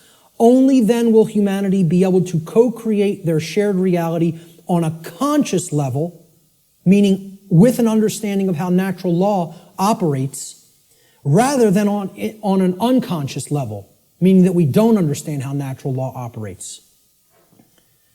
And I just look at it in a simple graphic, in a simple, chart or graph. This is the higher realm. This is the world of causality, the mental world, the why, the underlying causal factors, okay, that precede conditions which are manifested.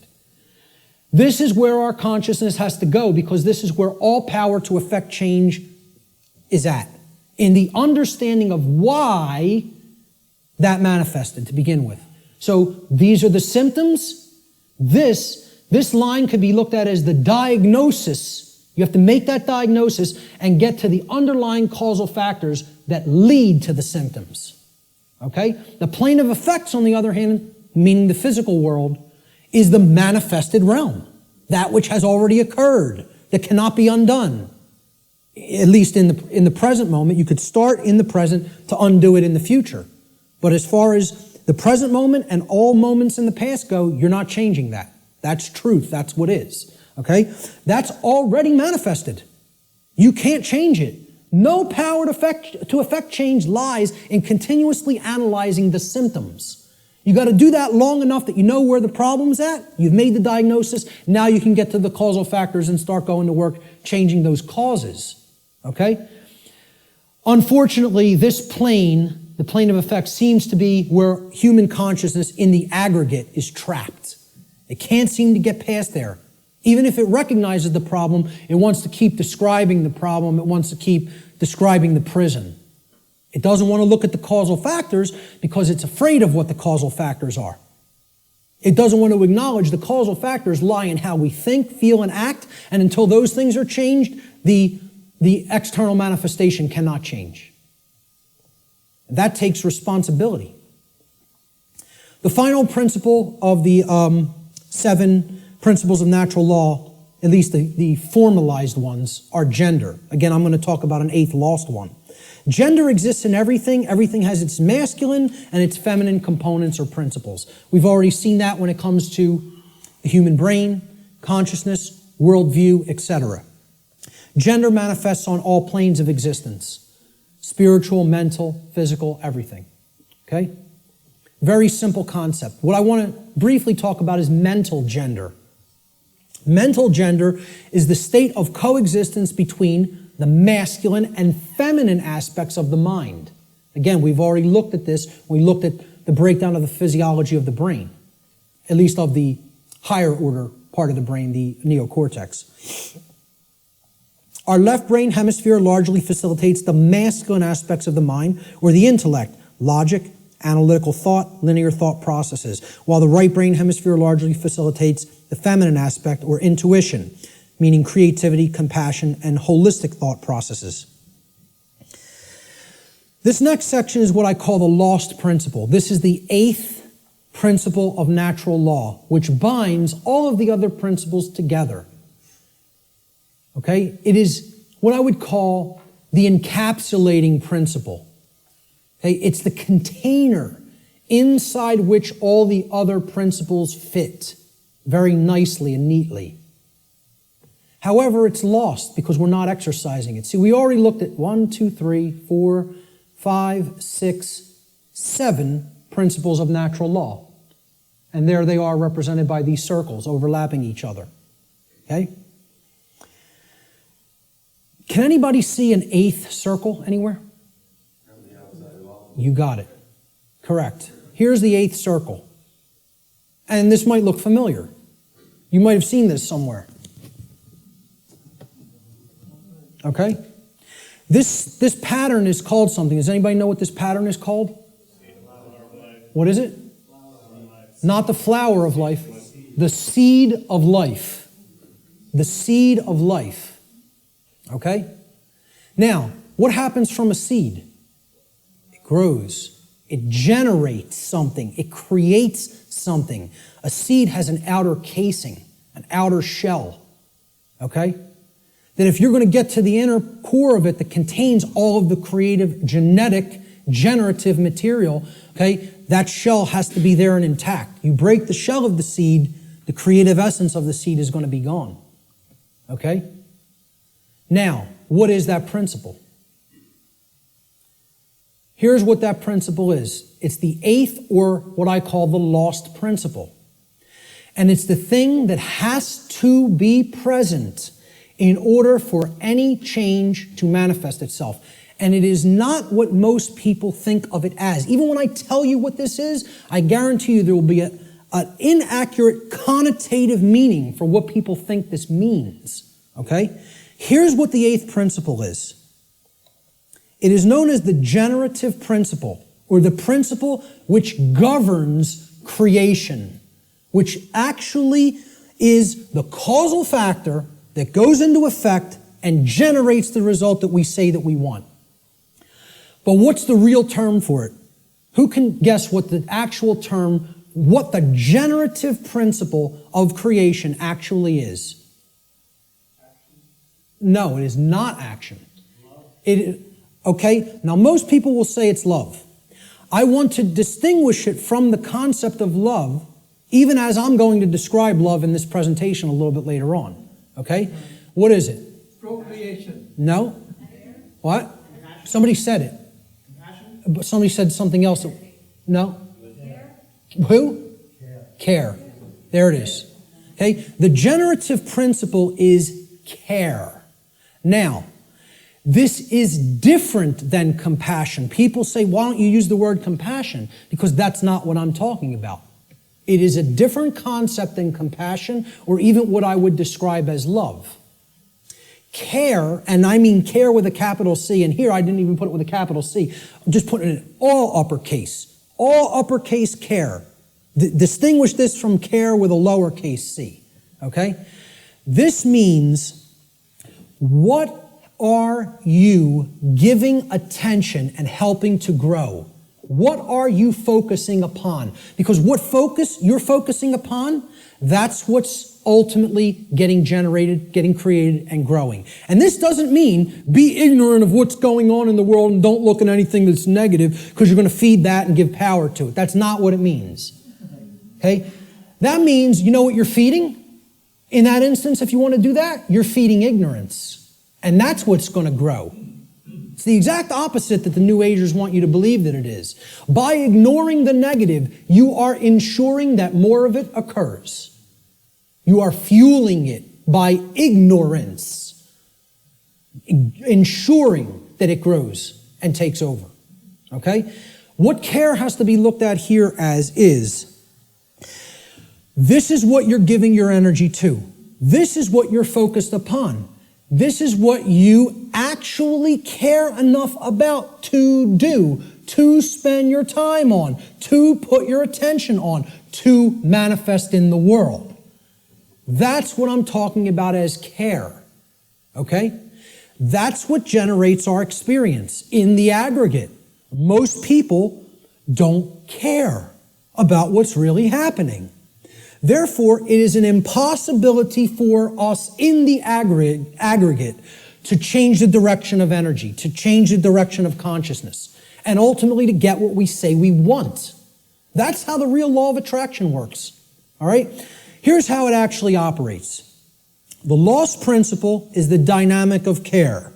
What we care about on a day-to-day basis acts as the driving force of our thoughts and actions.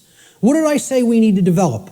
The heart, mind, guts. Right? Heart, mind, guts. In that order. Care comes first. You got to care enough to know, to develop the knowledge. Okay? Then you got to act on it and put it into practice. Apply it. So that's the order. Heart, mind, guts. Care, knowledge, action. Those are the steps, okay? And all three of those have to be in place. All three. That's what unity consciousness is. It's unifying thoughts, emotions, and actions. The three aspects of consciousness, such that there is no contradiction between them. Our thoughts, what we say, what we think, how we feel, and how we act are one and the same. There's no contradiction. That's unity consciousness, okay? Therefore, okay, since care is the driver of our thoughts and actions, it ultimately can be seen as the generator of the quality of our shared experience here on the earth. Care is what generates the whole thing. Hence, it has been called the generative principle. Liken the heart to a pump in the body. Well, what does a pump do? It's a generator. It provides energy. It moves the life force through the blood in the body. In every ancient tradition, they talk about the life force being in the blood. The heart is what pumps that through the whole physiology and enables us to continue to sustain life. Okay? The heart is the generator. It's the pump. It's the center of the being. As important as the brain is, which we just talked about the importance of it, the heart is ultimately what's generating the experience. Because what we care about determines what we think about on a daily basis most of the time, and therefore how we behave. All right? So, this principle has often been referred to as the generative principle. Is anybody familiar with the compasses and square symbol of Freemasonry? With the G in the middle? Well, that's what the G stands for at the highest level. They'll talk about many porch masons. These are the exoteric masons that are given the teachings of the profane and they think they're in the know, okay? They're given the information, well, this only means geometry, it only means God, etc., okay? One of the things they'll tell you it means at a slightly higher level is that it means gnosis, knowledge, okay, which we saw the meaning of in Greek earlier. At a higher level, at illuminated levels of Freemasonry, which are above 32nd degree, they will give you what the real meaning of the G inside the compasses and square is. And it is the generative principle. It means genesis, creation, okay? And yeah, you can tie that right back to God. I'm not saying those things are different. And the forms that get created in the physical manifested world are geometric forms. So it is geometry as well. It's all these things. But at the highest level, it's the generative principle. That's what that G really stands for in esoteric Freemasonry. Okay? It's called the generative principle because that means to create. It comes from, the word generative comes from Latin. The verb generare, as we've already talked about, means to create. The generative principle is what we create through. And it's lost because people don't care. They don't have care. Hence, it's the lost principle. Okay? Here's how it works, folks. What we care enough to put our will behind. Okay? So again, heart, mind, guts. Guts is the will. The action, the masculine principle. That's what gets things done ultimately in the physical domain. What we care enough to put our will behind. And that's driven by the care. That's the generator or the pump that drives the will. Okay? What we care enough to put our will behind is ultimately what gets created or manifested in our world. The world is the way that it is because most people do not care enough, even if they say, they pay lip service, okay, and say that they want things to be different. They don't care enough to actually change it through their actions. Because when it comes all down to it, and I said this in my New Age, BS seminar or lecture, okay? What it comes down to is preventing action. Preventing action. That's what the New Age community is designed to do. They want people inactive because the dark occultists know that the thing that is ultimately generating our reality is behavior, as you saw in that simple four-part chart, that little building block chart that I put up there. Action is what's generating the reality. That gets generated through what we care about because our cares and our desires drive our actions. Okay? So most people will say they want things to change, but then when you say, what are you doing to make that change happen? Not a word. Silence comes back on the other end. Okay? So they don't care enough to change it through their actions. That's what the generative or lost principle is about. And until that principle is regained and people get out of their laziness and most of all get out of their cowardice. Again, in that New Age lecture, I'm talking about what it ultimately comes down to in the New Age movement, and I'll look at any New Ager in the eyes. They're cowards. Cowards. Ultimately, they know the evil that we're up against, and they intend to do not a damn thing about it. That's what it really comes down to. And anybody telling you it's different than that is lying to you. Okay? They're cowards. Period. And I'll say it right to any of their faces. Anything I say up here, anybody that believes in that nonsense, come and bring them to me. I'll tell them right to their face. Straight and open, just like I said it here. Because I don't care. I don't care about their nonsense. I care about what's real. Okay? So, I'm telling you, this religion has to go. It's got to go. If people are going to make real change happen, the idea that it can't be done that it can be done without taking actual real-world action has to be purged from human consciousness. Reality does not work like that. Period. The end. And I can't make you accept that. I recognize I can't make anybody in this room accept that.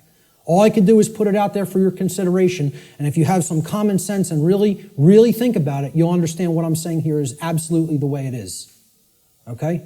Many people want to deceive you through these religious notions, okay? Which is all about getting people to stand down and accept their chains. That's what that religion's in place for. All right? This next section I call spiritual currency or spiritual currencies. All right? There's two spiritual currencies, time and attention. Now, look, we can readily see this, right? Time is money, people say. It's currency, right? What am I going to spend my time on? What am I going to pay attention to? Pay attention. You pay for something, you get something in return when you pay for something, right? That's what attention will get you here. It will get you something in return. You pay attention, you're going to come out of here with a lot of understanding. There's two spiritual currencies, time and attention. This analogy can be seen very readily in the saying, spending time and paying attention. Whatever information or endeavors we put our time and attention toward, we end up getting something in return for that investment of these currencies. This is what real money is, folks. Real money. This will get you real money. One I, mon I. Okay?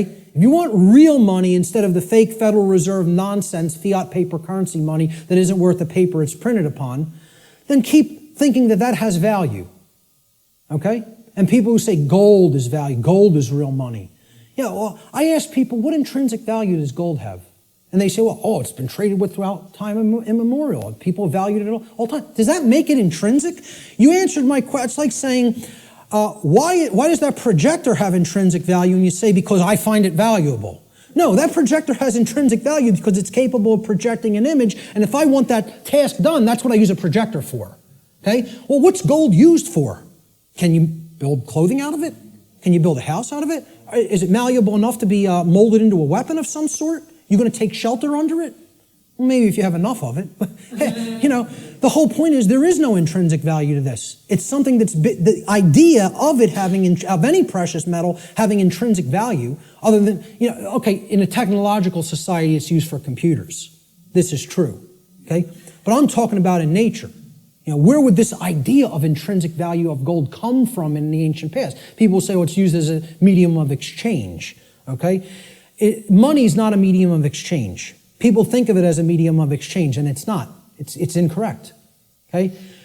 Money is the limiter of energy in the system. See, people think of money as currency. Even the name is a mind control technique because it's supposed to be about, it's the current in the energy system. This is the current. It's the amperage, right? No, it's not. It's not the capacitance either. It's not a store. That's another thing people will tell you money is, what they say is real money. Okay? It's all fake. It's all fake. It's not a store either. You know what it is? It's the resistance in the system. It's the resistance to change in the system. It acts as the resistor. Because as long as that modality of slavery called money continues to exist, it will always be extraordinarily difficult to create real lasting change. So again, I piss off everybody. Religion's got to go, scientism's got to go, New Age thought's got to go, money's got to go. All of it's got to go. You know why? It's all religion. It's all religion, and the word religion means to hold one back, to tie one up and keep them where they're at, as we're going to get to in a few moments. Okay? So let's get back to spiritual currencies. We end up getting something in return on what we put our investment of spiritual currencies toward. And you know what if it's put toward the right goals, the end result is true money, one eye. Okay? True spiritual vision. The ability to see, to unoccult something and see it for what it really is. That's what comes from truly putting time and attention onto the right things. This return could come in the form of knowledge. It could come in the form of understanding. It could come in the form of skills, expertise, and empowerment. But only if we invest these two spiritual currencies wisely. And let me tell you something, folks. That's why most people don't have any money. They got nothing to pay for it with. See, you pay attention and you get money. You spend time and you get money. I'm talking about the real thing. Cool. We're going to take a break in about 5 to 10 minutes. Okay? So we have to invest our spiritual currencies wisely. We should seek to improve our quality of attention by placing it upon information that is capable of improving both ourselves and the human condition as a whole. Give me a heads up in about 8 or 9 minutes. Thank you. Such an effort would also constitute a valuable investment of our time. We should ask ourselves, what am I spending my time on? What am I spending my time doing? And what am I paying attention to? That's where you will find whether you're investing in real value, something that is truly valuable. If most of the time we're spending our time on nonsense and trivialities and, divisive things and TV and sports and all other kinds of entertainment and distraction, well, you're going to have a return on that investment, and that return is going to be low. It's not going to result in much money, real money, okay? Most importantly, we need to ask ourselves, what kind of quality am I getting in return for my investments of time and money? Time and attention, Okay? These are the spiritual currencies, and that's what most people don't want to give. They don't want to give these freely for a return on investment. They don't want to pay attention to the right things. They don't want to spend time on the right things. This is a simple chart of how our quality of our attention, okay, and again, this is in the aggregate, but it's created by all the individuals. How the quality of our overall attention as a species will affect our world in accordance with the principle of correspondence, which states, as goes the microcosm or the microcosmic units, so will become the macrocosm. Okay? So over here, we have a pure information stream. This is good information. This is information that is capable, that resonates with truth, and is capable of helping to develop wisdom or right action within the being. This over here is the poisoned information stream like we get from the mainstream media, from scientism, from the New Age movement, from government indoctrination centers called schools. Okay? This is the poisoned information stream. Now, everybody's going to take in some form of a mixture of both of these streams. What the goal needs to be is to purify. Just like, hey, you take in bad food, you're going to have bad health. You take in bad information, the output through behavior is going to be bad. So you got to purify. Meaning, if there's valves here on the individual buckets, these are called the individual people, okay? And they're all coming together with the quality of their water, right? What they're holding within their consciousness. And that's all going into the big pool called the world. Everybody's bringing their bucket to the pool, they're pouring it in, and then they're jumping in. And that's the world. That's the quality of the world, right? The quality of this whole thing here is going to be based on how much poisoned, polluted information was in your bucket compared to how much pure information was in your bucket. Okay? So there's valves over here. We got to shut this one off, this brown muddy valve over here, and we got to open this one up. Okay? If we do that, the world will be purified, and we won't be creating self-inflicted suffering. We don't do that, we're going to be swimming in brown muck. Okay? And generating all kinds of problems for ourselves.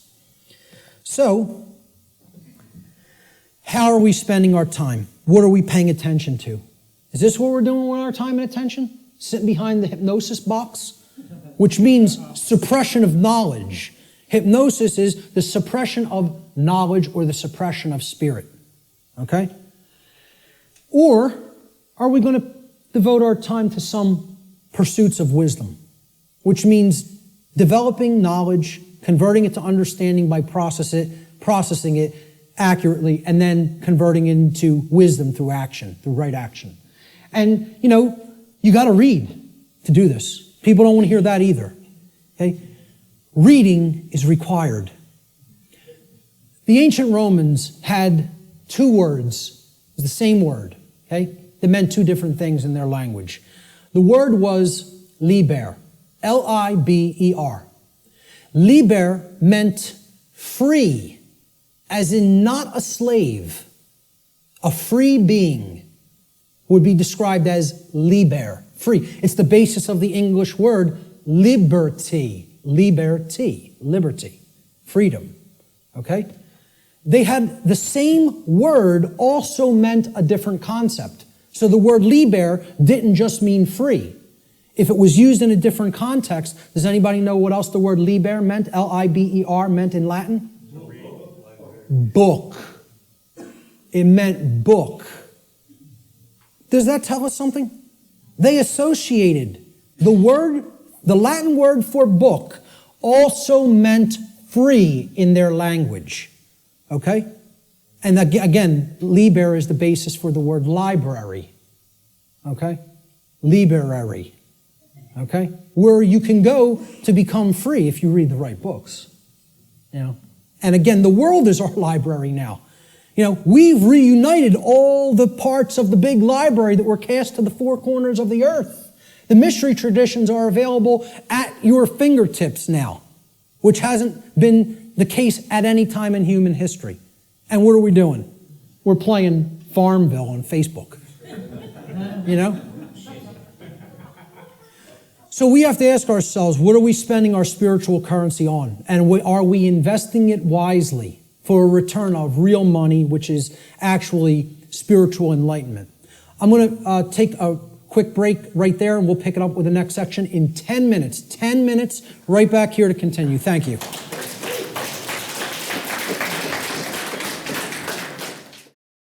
So natural law has been called many different things in different traditions throughout the world at different times in history.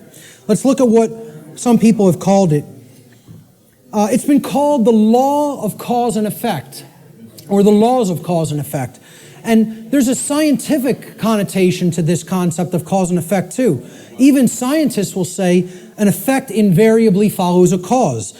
And they'll also say things like, for every action, there exists an equal and opposing reaction. So there's a consequence when an action is taken. In the more New Age circles, you've heard it referred to as the law or laws of attraction. Okay? I call this presentation the real law of attraction. So, however, there are some good things that the New Age community, and I don't tell you it's all bad, I don't make that blanket statement, okay? It is a religion in many respects, but however, there are some truths embedded in it that can be taken on their own and, value can be gleaned from.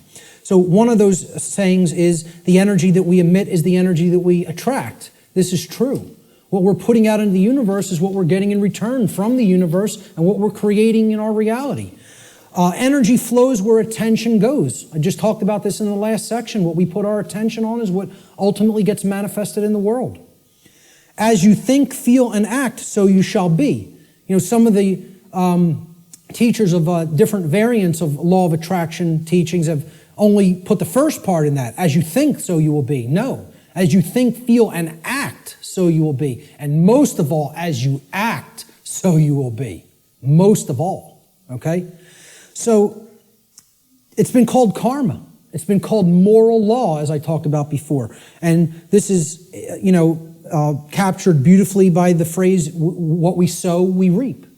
The seeds that you scatter, that's what's going to grow, and that's the fruit that you're going to harvest. So, a very accurate way of looking at it. Again, it's been called consequentialism. That's another thing I could put into this chart. In other words, that there is free will, but there is no free will without consequence. That's called consequentialism. That would be another very accurate way of referring to natural law. And finally, the golden rule, it's been called. Okay? And it's been stated in the affirmative as, do unto others as you would have done unto yourself. I find this much more powerfully stated in the negative, or what I call the apophatic variant. And we'll talk about what apophatic and apophasis means in a few moments. I think it would have been much less ambiguous, the golden rule, if it was said like this. Do not do to others as you would prefer not to have done unto you. Now the ambiguity goes away because people want to be treated slightly differently. Hey, a masochist might want to get beaten by a sadist. Okay? But that doesn't mean, do that to others because you like it. But people know what they don't want. They don't want their rights taken. They don't want their property taken or damaged. They don't want to be harmed in their person. They don't want any of those things. They don't want to be lied to. They don't want to be deceived. So don't do those things to other people. So let's jump into this is the heart of the presentation here. It's how natural law actually works in our lives. What are its expressions? How can we come to understand how this operates? There are ways of knowing, and they're through these expressions of natural law. So we defined what natural law is. We talked about the underlying principles that it's based upon. Now we are going to talk about how it works in our lives, okay? So we're going to build a chart of the natural law expressions in a moment. What these expressions are the recognizable workings in our life. And they take place through 5 basic expressions. Each of the 5 expressions of natural law have a positive aspect and a negative aspect. So that gives us a total of 10 overall natural law expressions. And we're going to build a chart regarding these expressions. Okay? So here's the expression, and then there's a positive aspect to the expression, and there's a negative aspect to the expression. The first expression of natural law is known as, and again, this is what I call these things. There's no hard and fast rules. It's just terminology. It's jargon to try to explain them in words. Okay? These are unseen concepts and laws in reality, in nature, in the nature of the universe. Okay, these are just English word terms that I'm applying to these concepts. Okay? So the first principle of natural law I call the generative polarity. Or in other words, this is the force or energy that we are using at the base level to start the process of creation. Or you could say of co-creation. Okay? We're co-creating the reality that we experience with the laws of nature. So you could look at the first first expression of natural law, which is the generative polarity, as the force that we use to set all of the other events which are to come, which are to manifest in our lives, into motion. Or in other words, what we use, the force that we use to generate or create the quality of our experience. That's the generative polarity. The positive expression of the generative polarity is love. Now, this is not what many people think of as love, okay? It's not familial love. It's not relationship love. It's not Hollywood movie variant of love. It's not romance novel variant of love, okay? I call love consciousness.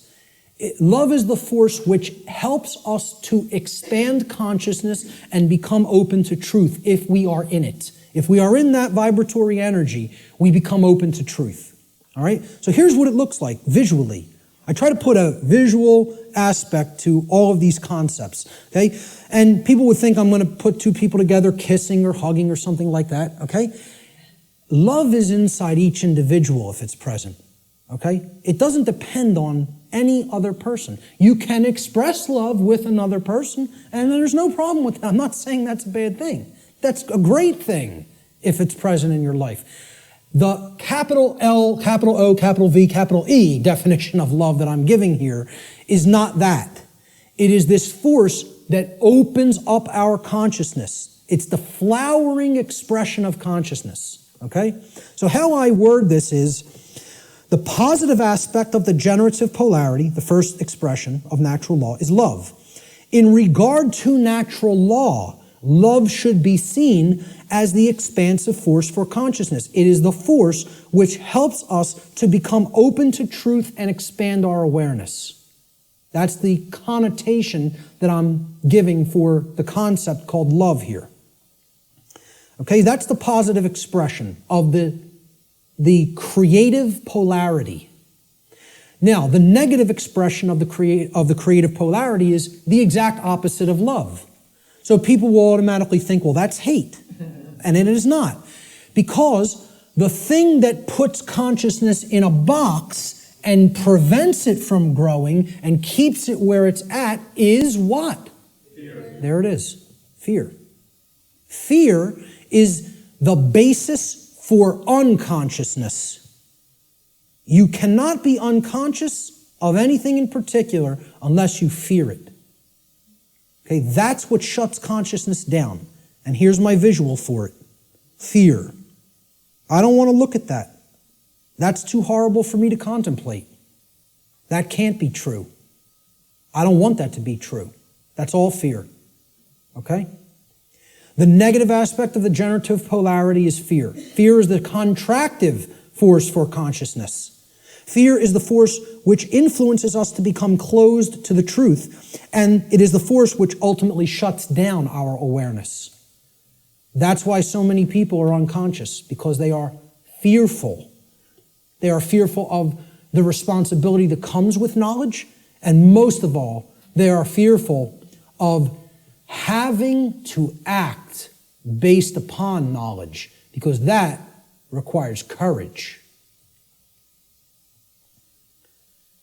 The second natural law expression is the initiating expression, what I call the initiating expression, just my term for it, okay? The initiating expression is the first stage of tangible and recognizable results which we produce in our lives after we have, quote unquote, set the ball rolling, okay? Set the dynamic in motion by choosing between the generative polarities of either love or fear. All right? So, we choose love and something starts to happen. We become open to truth, right? Well, love is the expansive force for consciousness that opens our minds to the truth and awareness. So what do we gain as a result of accepting or existing in the vibratory energy called love? We gain knowledge, which is the acceptance of truth. Since love opens us up to truth, knowledge is its reception. It is the receiving of truth. We come to know. Okay? So that's how it starts. I call this the initiating expression. Now, of course, there's a negative initiating expression if we are existing in the vibratory dynamic of fear. That would be the opposite of knowledge. What is it? Ignorance. Right. Okay, now, this is what I put forward as knowledge. This is my imagery for knowledge. Okay? That's a being who knows themselves. And as the mystery traditions of Greece put forward at the Delphic Oracle, know the self and you will know the universe. In other words, know the microcosm and you will know the macrocosm. Know thyself. The positive aspect of this initiating expression is knowledge or the acceptance of truth. Knowledge positively influences the quality of our lives because it positively influences our decision-making processes that lead to understanding in every area of our lives. You want to know how something works and ultimately create something good? You have to have knowledge. You want to know how a car works? Keep it running in good order? You have to have knowledge. You want to know how a computer works? Keep it running in good order? You have to have knowledge. You want to know how the human psyche works and keep it running in good order so that conditions on earth manifest the way you want them to manifest? You got to have knowledge. Not getting out of this condition without learning. Learning is the key. It's the answer. Knowledge is the answer. And people don't want to hear that. They don't want to hear it. They want to think we're magically going to manifest the desired conditions that we say we want without learning a thing. It doesn't work that way. So again, the negative initiating expression is ignorance. Ignorance is the refusal of truth. It is the refusal to gain knowledge. Okay? Because we are in fear. So here's what I put as the image for ignorance. The population that is hypnotized, that wants to keep paying attention to nonsense and trivialities, feed themselves tons of GMO food that is crap for the physiology, Pay attention to distraction, entertainment, mainstream news and media, It's all there to just shut the consciousness down and keep people in a depressed psychological state and keep them in a state of psychological infancy. The negative aspect of the initiating expression of natural law is ignorance, or the refusal of truth. Ignorance negatively influences the quality of our lives because it negatively influences these decision-making processes that lead to understanding in every area of our lives. If you're ignorant about how anything works, you can't create the desired condition. It's just not possible. It's important to remember, again, that ignorance should be distinguished from nescience, which means not knowing because necessary information is not present or was unattainable. Ignorance, on the other hand, means not knowing even though necessary information is present because that information has been willfully refused or disregarded.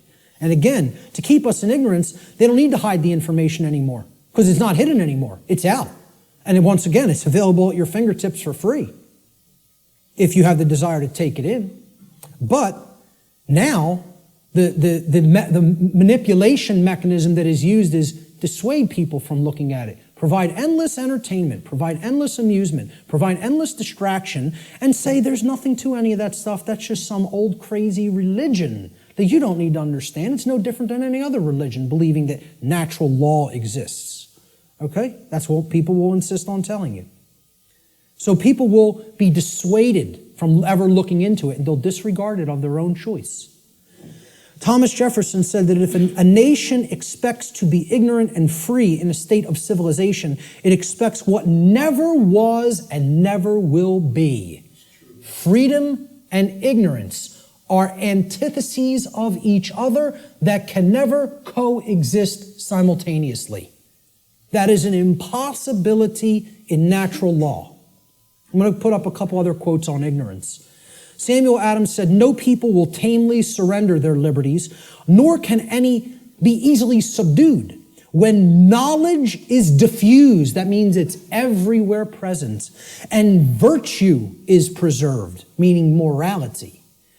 On the contrary, when people are universally ignorant and debauched in their manners, meaning purely selfish and only worried about themselves, they will sink under their own weight without the aid of foreign invaders.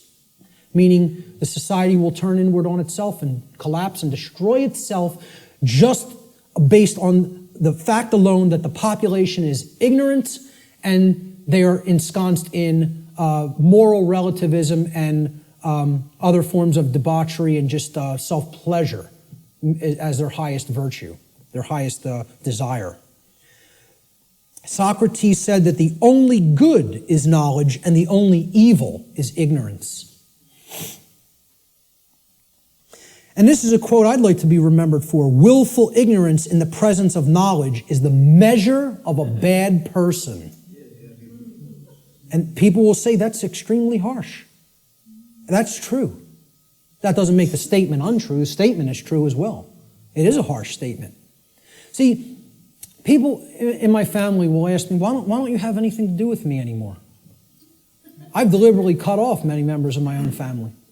Okay? Because many members of my own family say, I know what's going on and I don't care.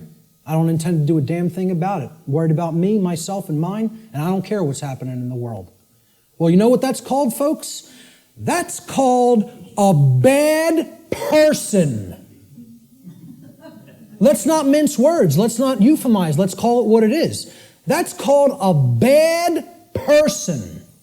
And I don't want anything to do with bad people in my personal life. I don't hang out with bad people.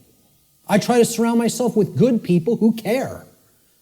Because they're co-creating wisely. Okay?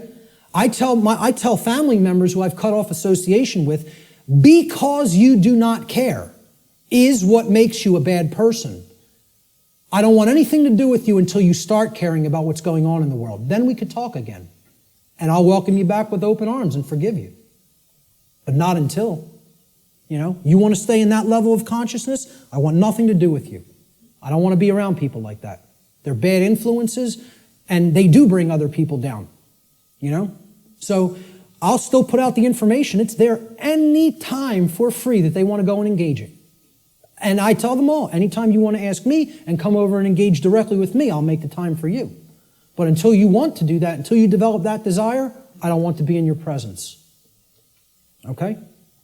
So maybe, I don't know if that's going to be effective. I don't know. And guess what? I don't care whether it's going to be effective, because I'm not going to surround myself with bad people until they decide I want to make myself a better person. Then I'll engage them and speak the truth to them. But until then, I'll put this out there for all for free, and they can engage it any time they want. But in my personal life, I can't make time for that. I don't have energy for that. I barely have energy for this. An anonymous quote, I believe this was from some internet forum. I don't know what the gentleman's name was, but it was a great quote. Ignorance is the root cause of all evil. And since only knowledge eradicates ignorance, it is our duty and moral obligation, there's that term, to educate ourselves as well as the masses around us. That's a moral obligation if you're in a position of knowledge. And once again, that's why I do what I do. I don't do it because I like people. Believe me, Barb will tell you how much I like people. I don't do it to make friends. I don't do it to make money. I do it because it's a moral obligation and for no other reason. I don't serve people. I serve truth. Truth is the force which I serve. And I bend the knee to no other. That's it. That's it. So great quote on ignorance there. Great few quotes on ignorance. Let's look at the next expression. The internal expression is what happens inside of us, very simply. So now, we've started creating with a polarity. Something has happened in the world, either acceptance of truth or refusal of truth. Now something's going to take place inside of us, right? So look, this level is that knowledge level, right? This is the base consciousness level. You could look at, that's the foundation. Remember that 4-block diagram, right? You could look at this, here's the foundation.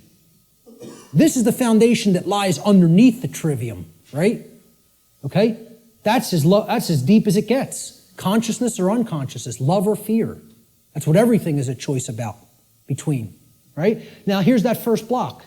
Knowledge or lack thereof. Knowledge or ignorance, right? And you can see these polarities are like that concept of, the polarity aspect of the natural law principles, okay? There's one thing that's real, and then this is the illusion, okay? These are two aspects of the same thing. This is consciousness, and this is its lack.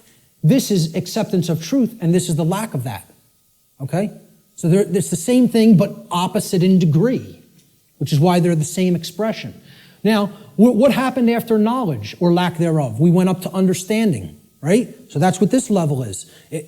Understanding happens internally, right? It's an internal process, all right? So the positive aspect of the internal expression is when we come to understand through developing the knowledge and the acceptance of truth that we are sovereign. Sovereignty is the expression, the internal positive expression of natural law. Now, again, underneath these, in parentheses, I always put what I call these things, another name that I've given to these things, these concepts. I call sovereignty internal monarchy.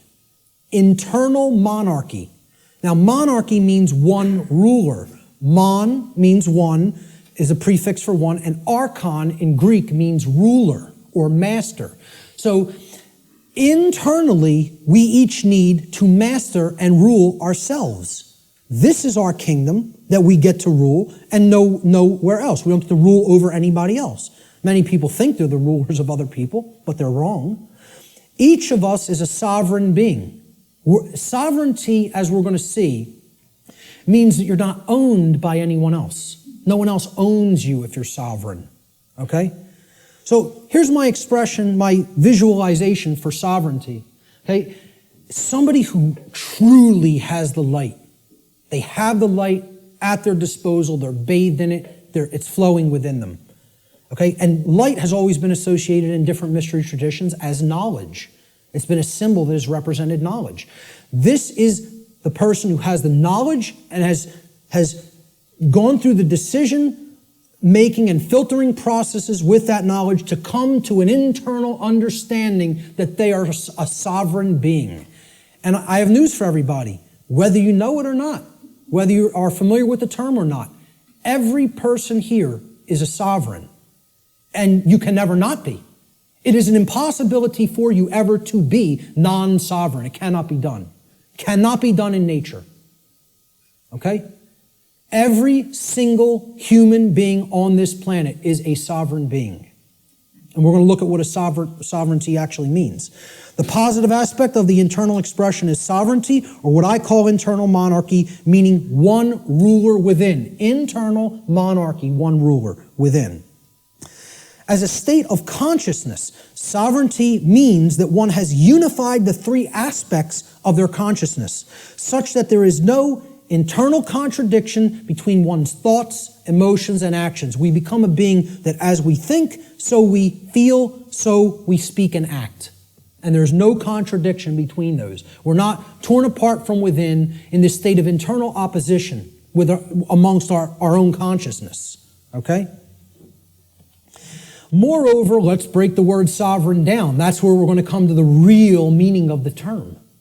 Sovereign is derived from the Latin adverb super. Super means above. See, in classical Latin, there's no V in classical Latin, right? There was no V character.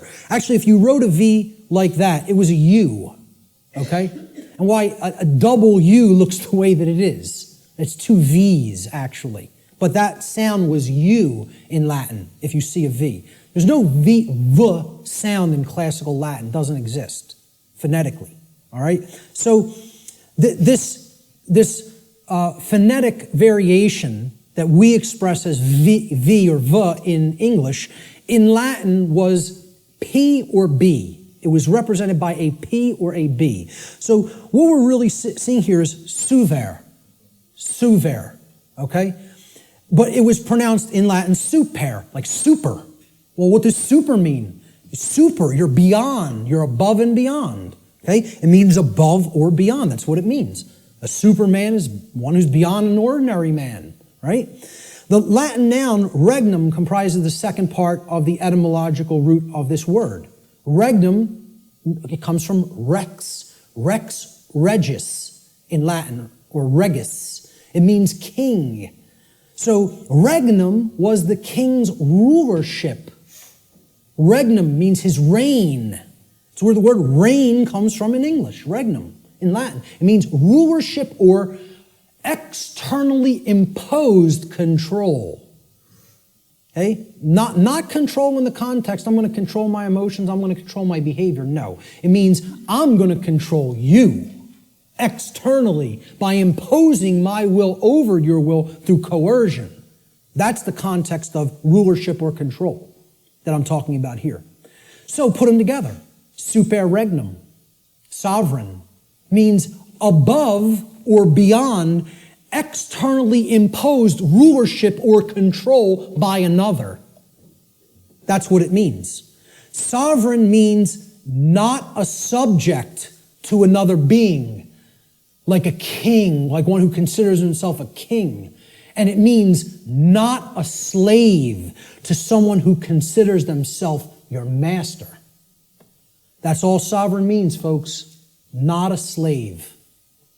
And why I say every single person here is a sovereign is because there is no such thing, never has been any such thing, and never will be any such thing as legitimacy to slavery.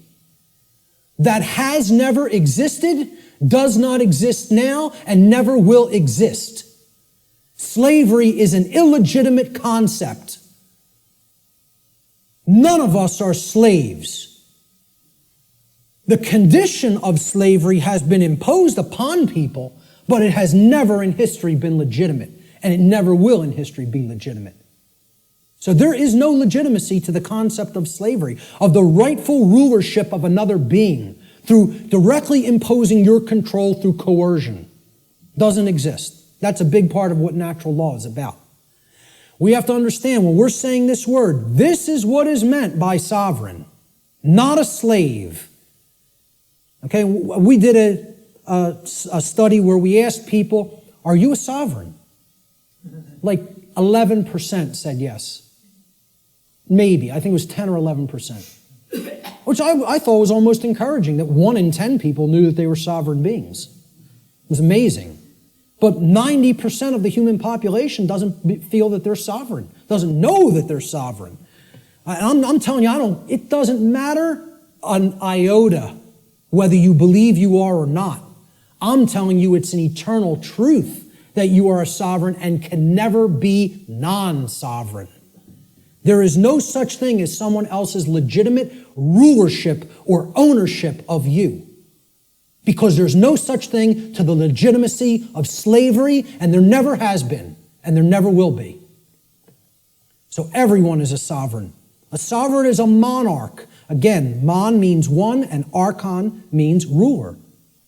So when people ask me, what kind of government do you want? I tell them I want anarchy, and I want monarchy. And they're like, how could you have those things simultaneously? Because if you have internal monarchy, you can have external anarchy. See, we need to have the rulership within, and we need to get rid of the rulership without. This is the kingdom we need to master, and we need to set aside the concept of mastery and slavery in the external domain, in the physical world. Sovereignty, a sovereign is a monarch, which means a single ruler who rules only the kingdom of self. Sovereignty is a state in which one controls one's own thoughts, emotions, and actions, and by bringing them into unity or non-contradiction or non-duality, attains mastery over one's own consciousness.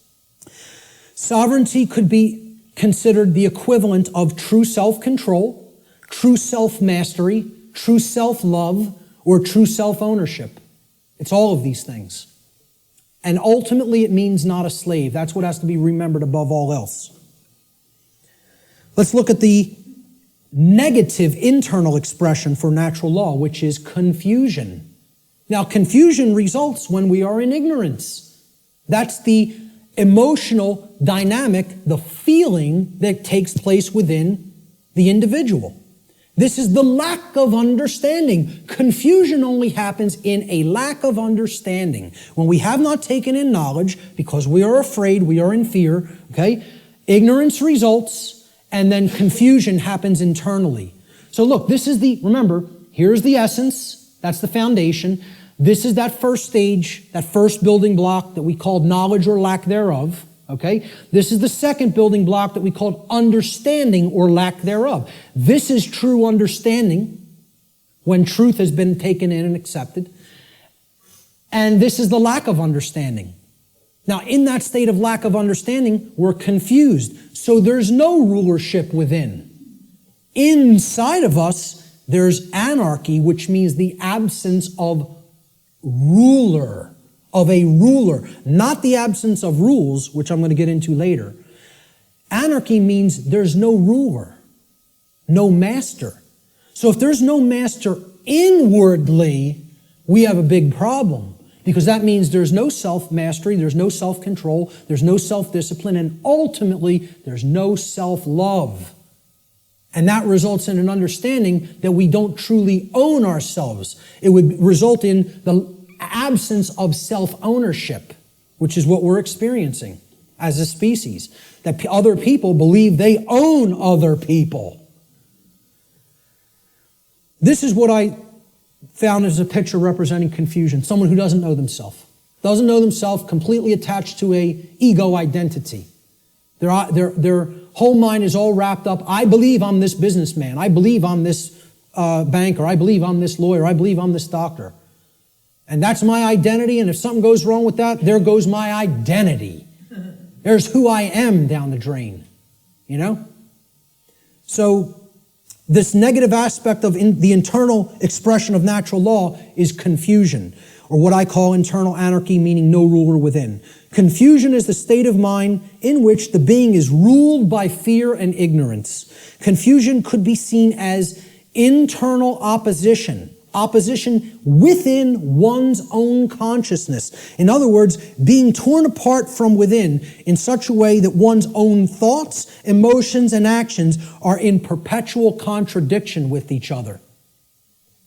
A thought, emotion, and action are not in alignment. As we think is not how we truly feel and is not how we act. There's total contradiction and separation. No unity amongst those three aspects of consciousness. That's confusion. The fourth expression of natural law is what happens externally in the macrocosm in society. When you have a bunch of people who are in either this dynamic within their own consciousness or a bunch of people who are in this dynamic in their own consciousness, a state results in the society at large, because the society at large is comprised of the aggregate quality of the individuals that comprise that society. All right? So if there's love present and knowledge has been taken in and it's been understood and we understand that we're sovereign and we're expressing self-ownership and self-mastery, what state manifests in society? Freedom. There it is. Freedom can only manifest when those preceding conditions are in place. It cannot magically manifest by any other means. If we say we want to be free, this is the path we have to take.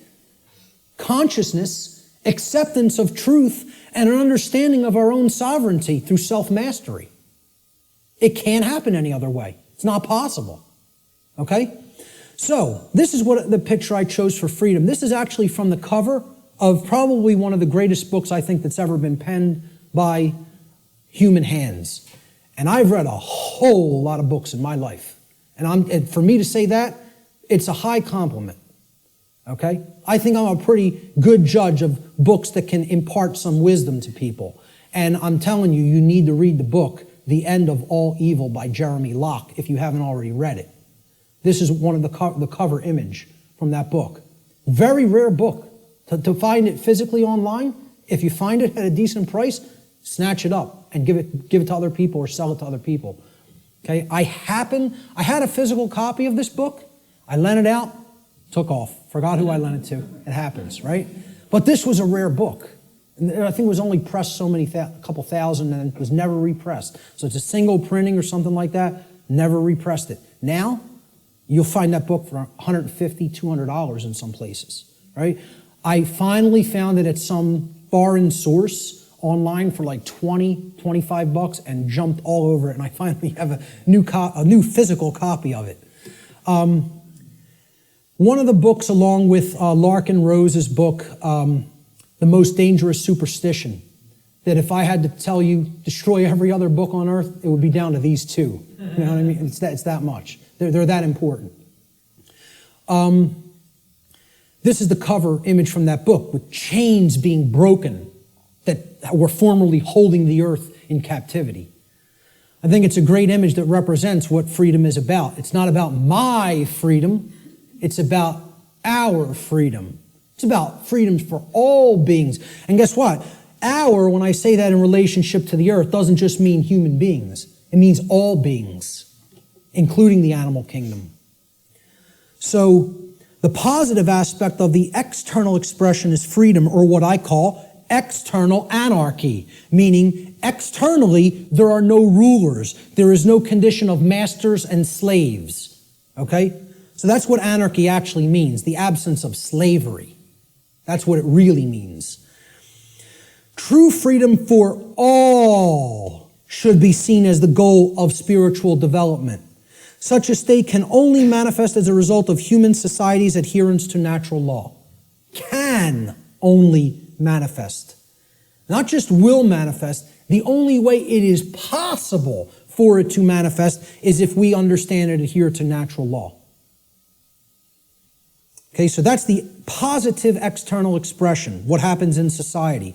Now, there's a negative external expression, and you can call it multiple things. You can call it totalitarianism. You could call it slavery. I term it simply control, externally imposed control. Okay, it doesn't mean, self-control. It means literally someone outside of your own being is trying to control you and own you. So yeah, a good way of looking at it would be slavery as well, because control leads to slavery.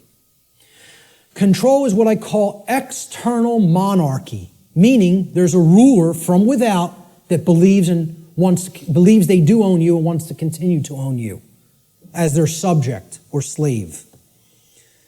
And this manifests in things like the oncoming police state, which I wouldn't even say is oncoming, I would say it's here. Say we're already living in it. It's not something that's going to happen in the future. It's something that's happening in the present. People talk about it as something they're trying to avoid from happening. What makes people think it's not already happening? The negative aspect of the external expression of natural law is control, what I call external monarchy, one external ruler, the concentration of illusory power, in the hands of institutions like government. Control is the pathway to all forms of evil and destruction. It results when a society lives in direct opposition to natural law.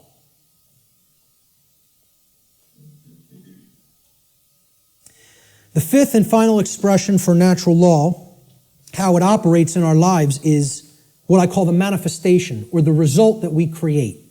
So again, here's the foundation for that little 4-part building, right? Here's the first block, knowledge or lack thereof. Here's the second block, understanding or lack thereof. Here's the third block, wisdom or lack thereof, which is why we're in a society that's completely based in control, because we're drowning in knowledge and having a lick of wisdom, or very, very little, I should say. Certainly not enough to go around, okay? That's the action stage or the wisdom stage, what happens externally, right? This is that top block. Remember the top white block that sat on top? We had the blue block at the bottom, then the red, then the green, and then the white block. This was the manifestation, the result that we create. Remember the little question I put on the top of that white block? Who can tell me what it was? The manifestation. No, the manifestation was either order or chaos. What do we ultimately create?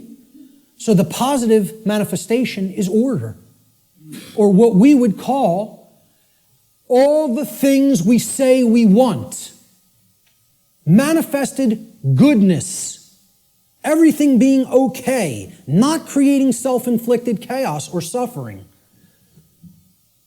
This would be, we get what we say we want to get. And there's requirements for that, and here they are. There's the requirements. You got to be in this vibratory energy of consciousness. You have to accept the truth and develop knowledge. You have to have an understanding that you're a sovereign being, and you have to work toward the manifestation of true freedom.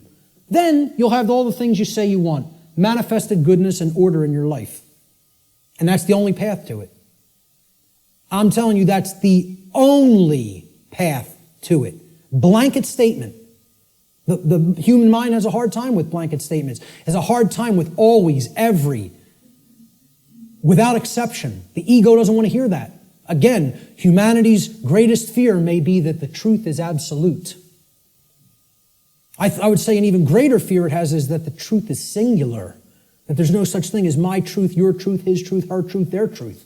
There's just the truth, and whether we align our perceptions to it or not. That's humanity's biggest fear. So this is what I viewed order as being like. Okay, we have beings that are actually full of the light, and they're working toward a world that is based in freedom, cooperation, knowledge, sovereignty, no control. Okay? It's what I call in some of my former presentations cooperative spiritual anarchy, which is the natural condition of humanity. The natural, meaning spiritual, natural condition of the human species that has been blocked from manifesting through mind control, indoctrination, fear-based, trauma-based methods. So that's what I call order, the positive manifestation, manifested goodness. It represents everything we say we want, and it only results when there is balance or justice. Justice comes about through adherence to natural law. Justice can only be present when truth has been accepted in our lives and our behavior has been brought into harmony with natural law. Cannot manifest any other way. That's the positive manifestation. The negative manifestation is the opposite of order, chaos. Chaos is manifested evil. I just put this as, complete disregard for other people, breakdown, me first. Knock everybody else down. Get what I want. Don't worry about anybody else being hurt. Don't worry about anybody else's freedom. Don't worry about whether anybody else's rights are being tread all over. Doesn't matter. Let me get mine. Self-preservation is the highest law. Survival is all that matters. Even if I have to step on somebody else to get it, to make that happen. Yeah, it's an animal. That's exactly right, sir. That's exactly correct. That's not a human being. That's an animal. That's how animals in the animal kingdom behave. And again, natural law doesn't work the same way for animals as it does for human beings because they do not have the same capacity for consciousness that a human being has. So let's not start saying that's the natural order. No, it is not. It is the exact antithesis of the natural order. The natural order is just that. Order. It's in the word, it's in the phrase, natural order. What people are describing as the natural order through this utter nonsense concept called social Darwinism is, as I've called it before, psychopathic chaos.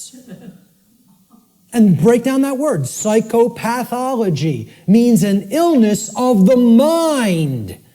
Psychopathy is mental illness. Psyche in Greek means the mind. Okay? And pathology is an illness, sickness. Psychopaths are mentally ill.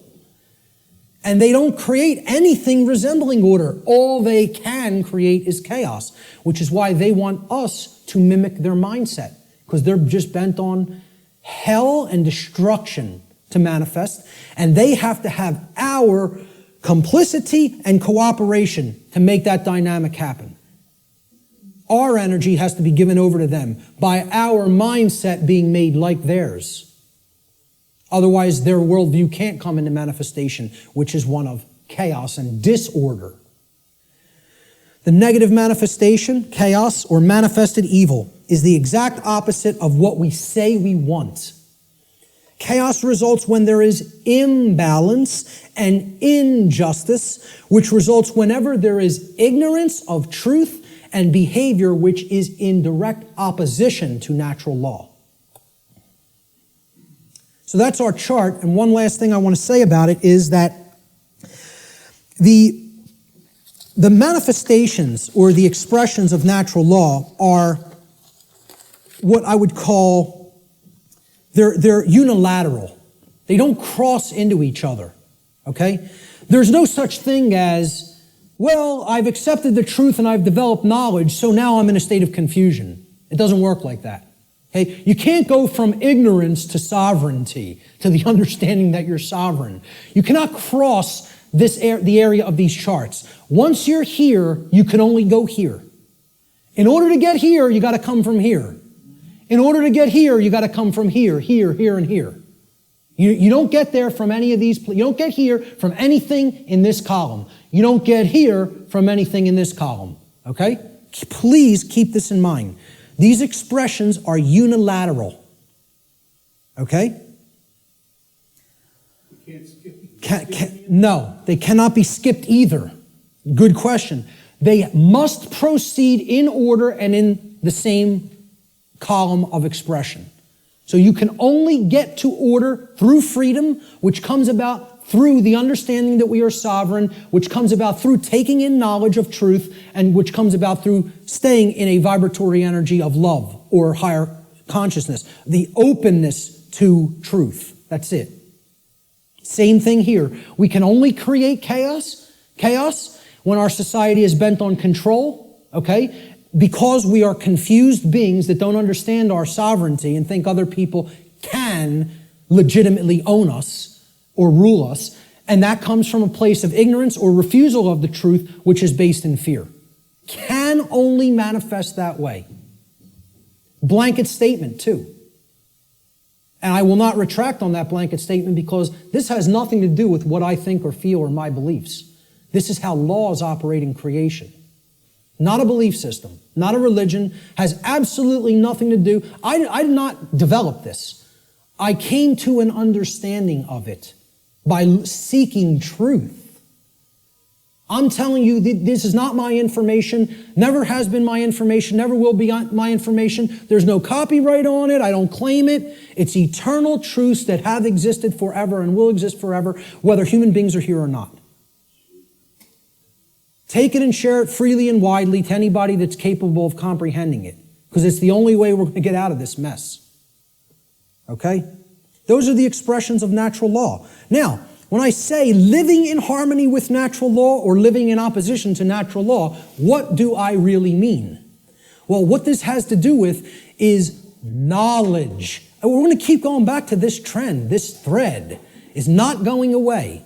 Okay? And guess what? Every time I teach any of this stuff, whenever there's the new age community around or present, okay, and you'll encounter them from time to time, they'll insist, they'll even see it's like you can tell knowledge is becoming a bad word to these people. No. When you say K-N-O-W, no, it's almost like they immediately have an avulsion, extreme negative reaction, and it is fear. But it's mind control, moreover, because they are being fed this poisonous untruth that there's not really any such thing as knowledge, and that knowledge is not the way out of this prison. And I'm telling you, it goes hand in hand with religious traditions, because they want you to externalize your power, externalize everything. And I'm not telling you, I'm not saying don't have a model for behavior. And okay, this person, Buddha patterned it. You want to pattern your behavior on the Buddha's life? Great. Live the great life. You want to pattern your behavior on the life of Christ? Whatever. And again, I'm not getting into this discussion here today about the actual historicity of the man Jesus, regardless of what you believe regarding that. I understand I could write books on astrotheology, okay? I understand that being may never have existed in the way a lot of people believe he did. So what? Whether Siddhartha Gautama existed in the form of a man or not, or whether that's an allegory, who cares? Understand the spiritual teachings they were trying to convey to humanity and then apply them in your life. Live by that ethic, that code, and great, okay? And have whatever religious notion you want, okay? What I'm saying is what this religion called the New Age movement and what many official, organized, regional religions, okay, do is they try to take the emphasis off knowledge. Because again, if you're not seeking truth and trying to develop knowledge, that's how this information remains occult. And that's how the control system stays in place. They want you to externalize your power to a deity or a guru. Once you do that, you're accepting your chains. You're saying, I have no power. Let me tell you something, folks. I'm not powerless. I am full of power. Why? Because I have knowledge of how things actually work. Nobody can tell me that I'm owned by somebody else and can get me to believe it because I have understanding of my sovereignty. If they can take that away from you by getting you to de-emphasize the importance of knowledge, of self-knowledge, they own you. That's when you're owned at that point. Okay? Knowledge is the way out of this. Knowledge, understanding, and then converting that to true wisdom through actions.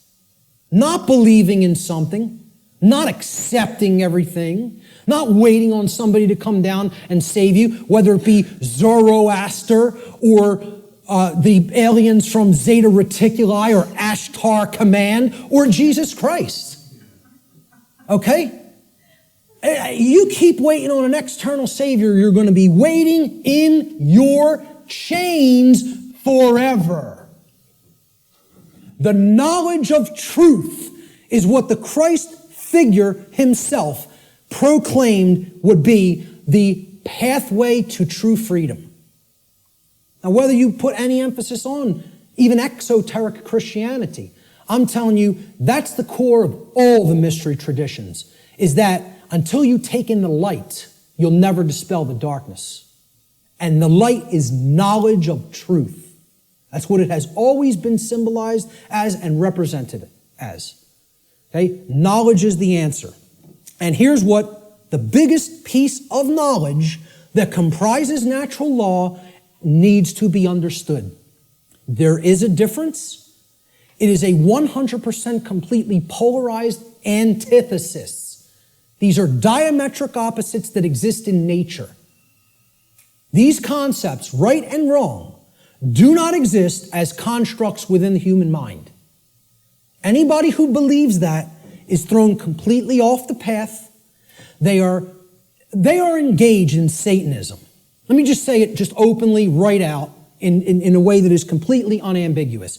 If you believe there's no real difference between these things and that they do not exist in nature, you are accepting Satanism. It's a satanic belief system that comes directly from dark occultism.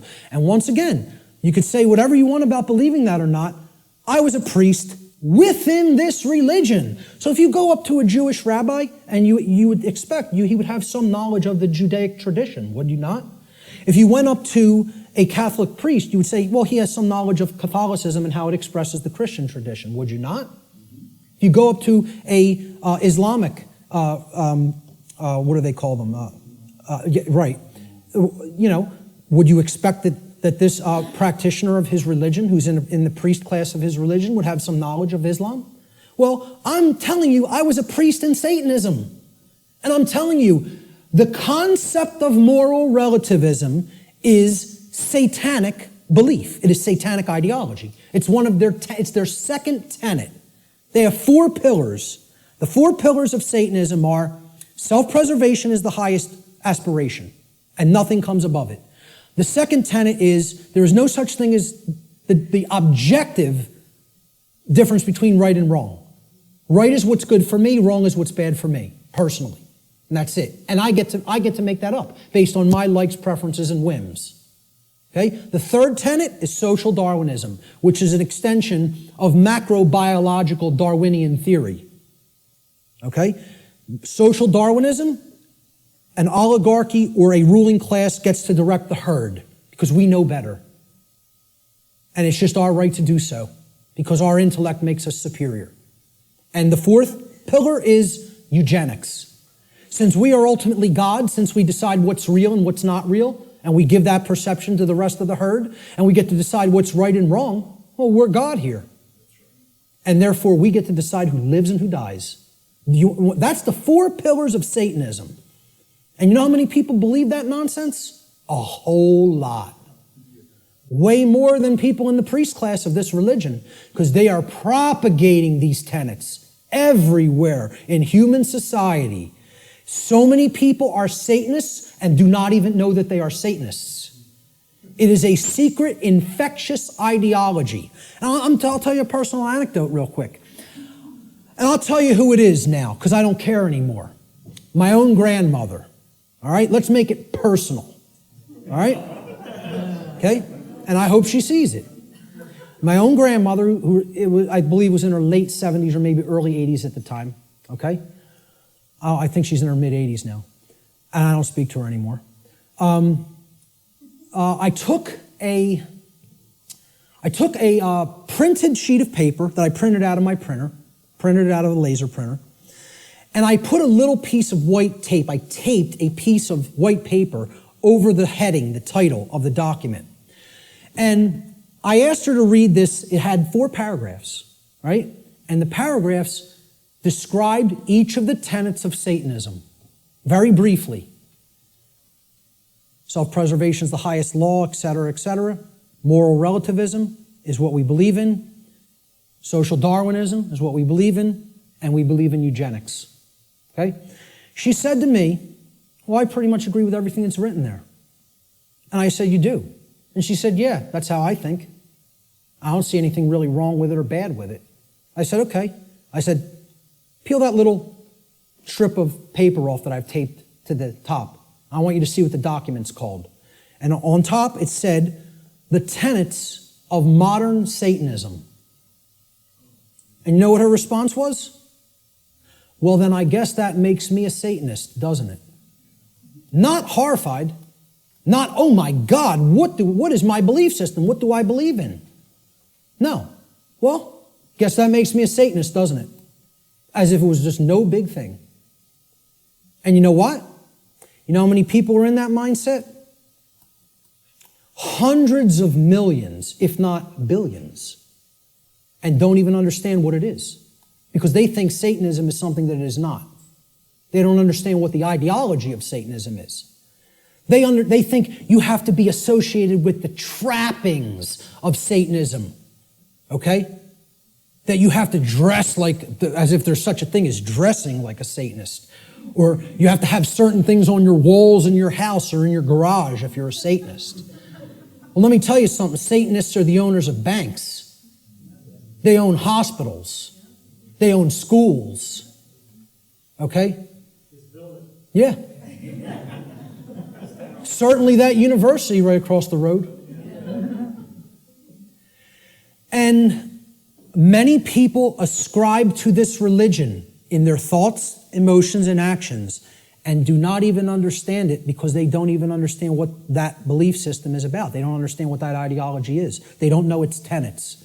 So, again, going back to this, if you don't know that there is an objective, meaning in nature difference, okay, between right and wrong, that is a satanic belief system. Morality, it's not right versus left. It's about right versus wrong. This whole left-right paradigm The people are, oh, you fall in with the left, with the Democrats, or the right, the Republicans. Has nothing to do with any of that. It's a false paradigm. The thing that all of that's a distraction for not getting you to pay attention to and understand is the difference, the real, true, and objective difference between right and wrong. And we're going to explore what that is, because it can be known. It can be known, and most people will be shocked and horrified to understand the real differences between right and wrong, because they'll have to look into themselves and recognize in many ways that they are cooperating with wrong, and that they don't really truly know the difference between right and wrong. When you tell people this, I'm telling you, I told this to somebody in a bar once, which was a big mistake of even trying to bring up this discussion in that environment. But occasionally I even, make asinine mistakes like that and think I'm going to be talking to even a semi-conscious being when you're talking to a block. Okay? So I said, you understand what actual morality is true common sense. We're going to look at that term, common sense, and explore what it really means. And she said, so what you're saying is if I think that there's no really objective right and wrong, that I don't have common sense. And I said, yes, that's what it, no, I said, that's not what I think. I'm trying to explain to you that's what it means by definition, not by what I think. The definition of common sense is to truly know the difference between right and wrong. And I said, because I say that you are not fully in that state of awareness, don't even take it personally, because billions of people on the earth are in that same state of awareness. You're not special, and it's not a personal attack against you. And I thought this person was going to throw a glass at me. Literally got so enraged because she's associating the concept of common sense with that you are functional and can adequately perform the daily activities of living. And that's not what I'm talking about as common sense, okay? Having common sense about, I can prepare my meals and eat for myself and wash my own clothes and, go to work. That's not what I'm talking about as common sense. That's your everyman's definition or connotation of common sense. We're going to talk about what common sense really is. Okay? A deep understanding of morality, which are the principles concerning the distinction between right and wrong behavior, lies at the very heart of natural law. This is the essence of it, folks, right here. And here's the difference between right and wrong in a nutshell, about as simply as I am capable of describing it. All right? Now, we use the words correct or right to mean correct and moral. When you say, okay, what's 5 plus 5? It's 10. You're right.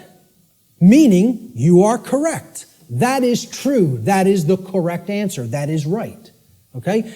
And then we say, was stealing that money from Jim, was that right? To mean, was it a moral behavior? So now, why would we use the same word, again, like the ancient Romans used the same word, book and free? Okay, those two different concepts were represented by the same word, liber, right? And there's a reason, because reading will put you on the path to true freedom if you read the right books. Okay? Why would in the English language, we have other words to mean the same concepts, but the word right means two things simultaneously. It means both correct and it means moral. There's a reason, because they mean the same thing. Correct is moral. Correct meaning that it is in alignment with that which is true, means literally by definition, if it is true, then it is moral. The more you are following something that is false, that is not based in truth, the more you are going down the path of immorality, of wrongdoing. So we have to come to know what is true regarding right and wrong if we are going to be able to correctly, with wisdom, choose between these two modalities of behavior. So, right, again, it means both correct which is based in truth, and moral, which means that the action, if taken, if acted upon, is in harmony with natural law. Actions based in it do not result in harm to other sentient beings. That's the definition of right. Now look at how simple that definition is. And think about it for a moment. We're talking about what is a right. Meaning, what do you have a right to do? And what you have a right to do is no different than what I have a right to do. What I'm telling you here is every single human being on this planet has the exact same rights. Not one person has one more right than another being.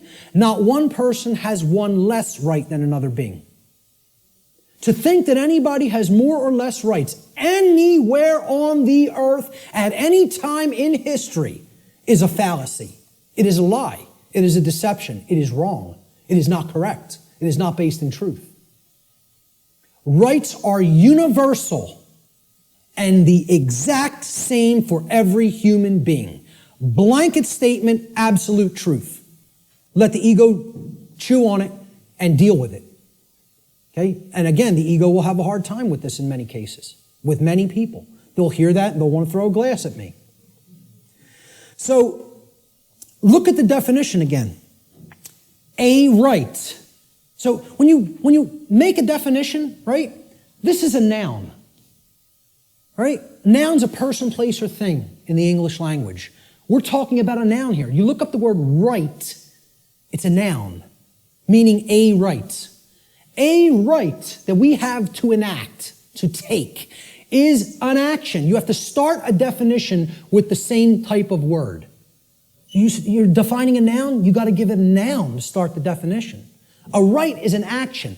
Most people will never even be able to tell you that. Just say, could you define what a right is to me? They will not give you this noun. A right is an action. So is a wrong an action.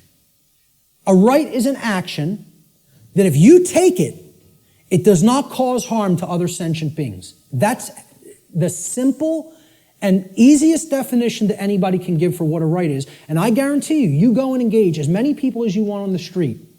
I have not asked this question and had anybody ever raise their hand or even contact me later and say, you go up to somebody on the street and ask them if they could define what a right is.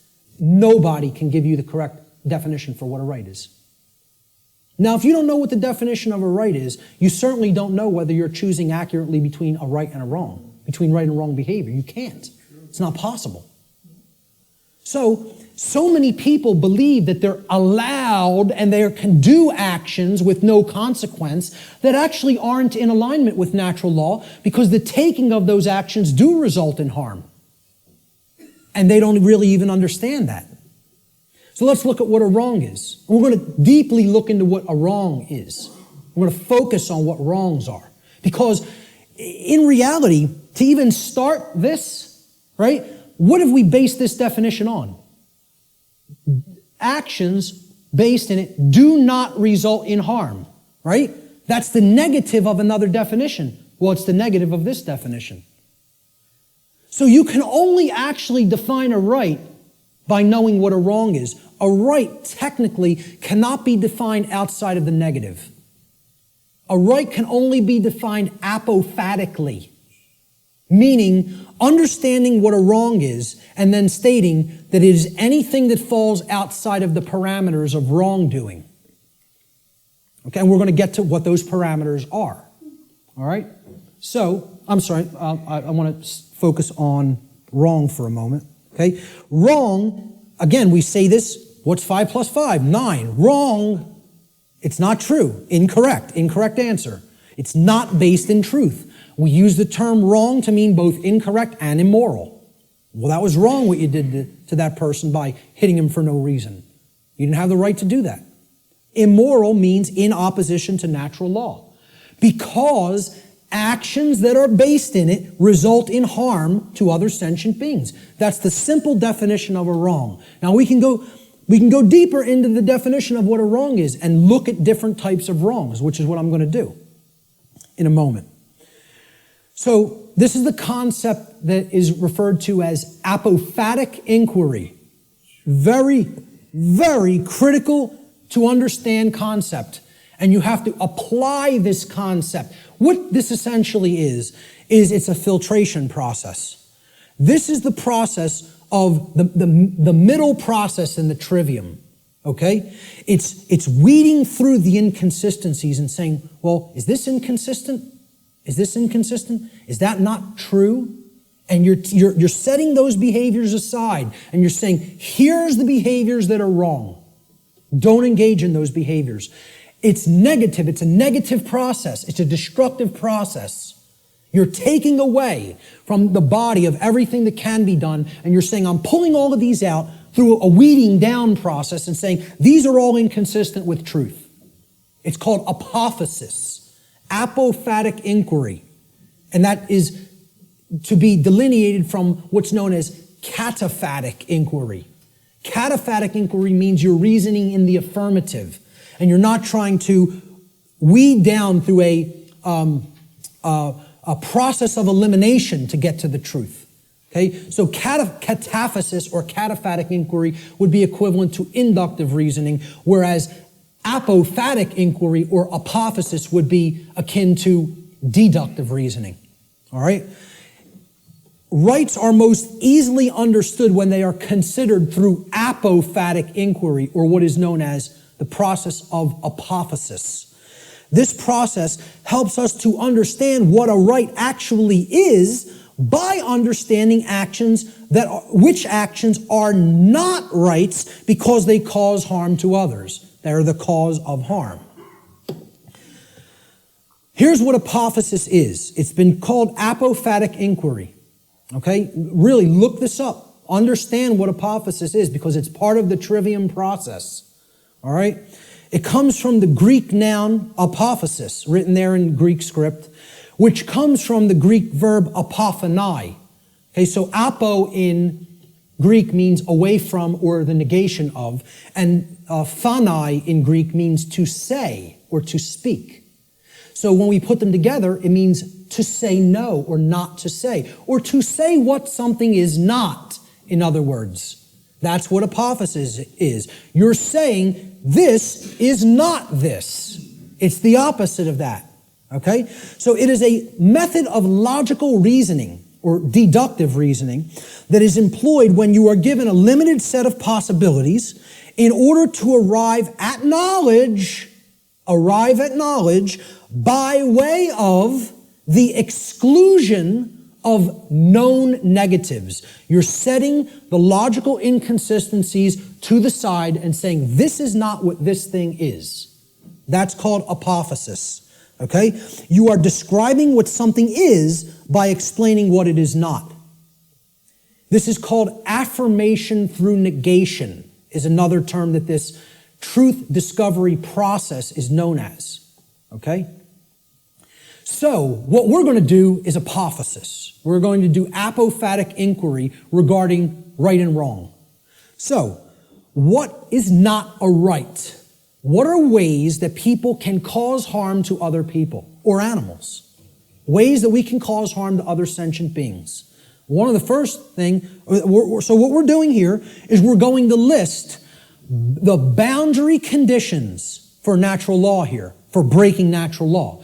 If we take these actions, we are breaking natural law because the action is a cause which results in the effect of harm to another being. All right? So these are what are simply, I call them the natural law transgressions, which means sins or wrongdoings. They're simply harmful actions that a person is capable of taking to another being, against another being. That's all. So of course, many people will get the first one. What's one of the main horrible, wrong things that somebody can do to another person? Kill them. Murder them. Take their life. Okay? Murder. And I would distinguish murder from killing as well. Because occasionally, to defend oneself, killing may be necessary. But murder is always immoral and wrong. Okay?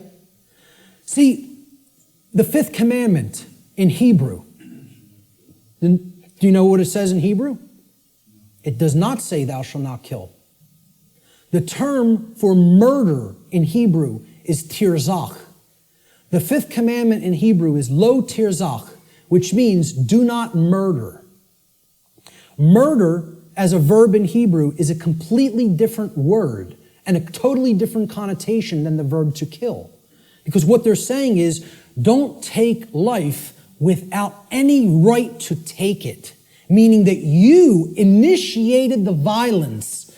And that's what murder is. It's the initiation of the taking of somebody else's life when you had absolutely no right to take that life.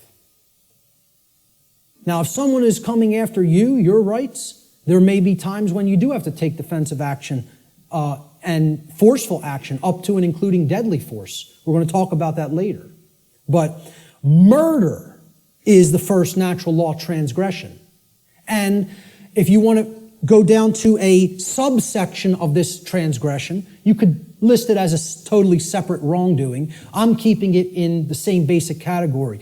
Assault, meaning you're directly physically accosting without right the well-being, the bodily well-being of another being, is also, it's like, it would be, you could consider it attempted murder.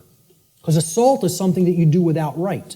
If someone assaults somebody, they have no right to commit assault. Never exists. The right to commit assault does not exist. The right to commit murder does not exist in any circumstance, ever. Blanket statement. The right to defend oneself through physical force exists, and possibly in certain circumstances, the right to kill exists.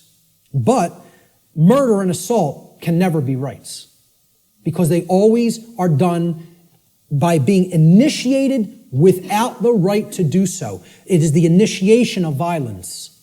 All right? Rape is the second natural law transgression. Okay? You're coercing the free will of another person and making them sexually associate with whom they wish not to. That's rape. And it's always wrong. Blanket statement. All right? The third natural law transgression is theft. It is the taking of property that does not belong to you. Someone else, got that property through lawful means without hurting somebody else. That's their property for as long as they are using it and being responsible for it. And you don't have a right to just take what doesn't belong to you. Nobody has a right to take my projector or my remote control or my computer any more than I would have the right to take Richard's cameras. Okay? It would be theft of somebody else's property. It's not mine. And this is the problem. We don't understand property. As we're going to get to, all rights are property rights. We'll get to that in a moment. That's the third natural law transgression. The fourth is trespass. And that means going into somebody else's lair that they are using, that they own lawfully and that they're responsible for, without their permission or consent, and you're just invading their privacy and their space, and you're taking their security away from them in that process. And we do have a right to set aside a place for ourselves for our own lair. Okay? And to violate that is to trespass against somebody else in their own property. The fifth and last natural law transgression is coercion. This is forcing somebody through the threat of violence to have their will comply with your will, whether they don't wish that to be the case or not. Making somebody do something that is against their will. Coercing them. And that's also not a right. Now, that's a small list. Very small list, right? We could add one more. We could add lying. Lying is also a wrongdoing. And I would consider that a theft of truth or a withholding of truth that somebody needs to understand to make accurate, informed decisions, lying to them. Okay? But essentially, these five are the overarching natural law transgressions. I challenge anybody to come up with a wrongdoing that doesn't fit into one of these categories. So far, I've never had one person able to do it. Any wrongdoing, any action that you could think of that doesn't fall into one of these wrongdoings. Yep. I would probably categorize it as pure ignorance, but I would say, hey, maybe you could look at it like that because that's propagating the slavery system indirectly. So, you're actually, you're not doing anything to help anybody else's freedom, certainly. I don't know if I would categorize that as a natural law transgression because, it's it's giving consent and propping up that system. It's not technically what I would call an action, but it's more of like giving consent. Hey, you could say that is a wrongdoing, I guess, because giving your consent is tacitly saying yes to control, and that's ultimately affecting everybody else's freedom negatively. So, possibly. But in general, what I would say is, if you could think of an actual physical action that doesn't fall into one of those categories, let me know, because that's a pretty comprehensive list, and it's only like 6 words. So, now, what if I told you I could narrow it down? What if I told you I can get rid of 5 of those words and take it down to 1? Okay?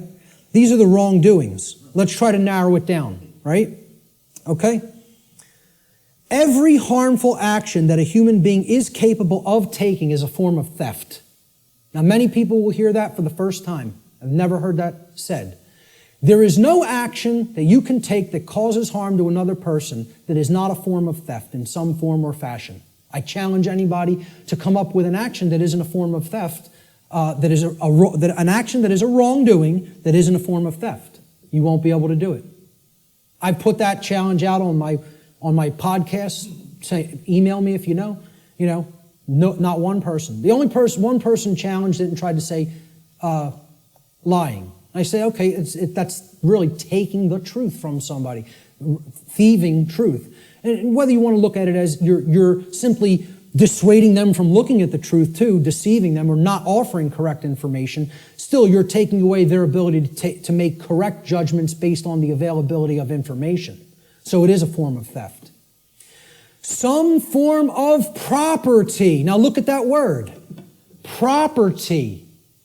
Proper, meaning right, is always being stolen when a wrongdoing is committed. All rights are property rights. All wrongs are theft of property. Once again, I challenge anybody. It's an open challenge. If you can find me a right that is not a property right or a wrong that is not the theft of some form of property, please do it. Please let me know. Okay? Life is a form of property. So taking life you had no right to take, murder, is stealing property that wasn't your own because that was that person's life, possessive. They own it. And I didn't have a right to just go and take it for no reason.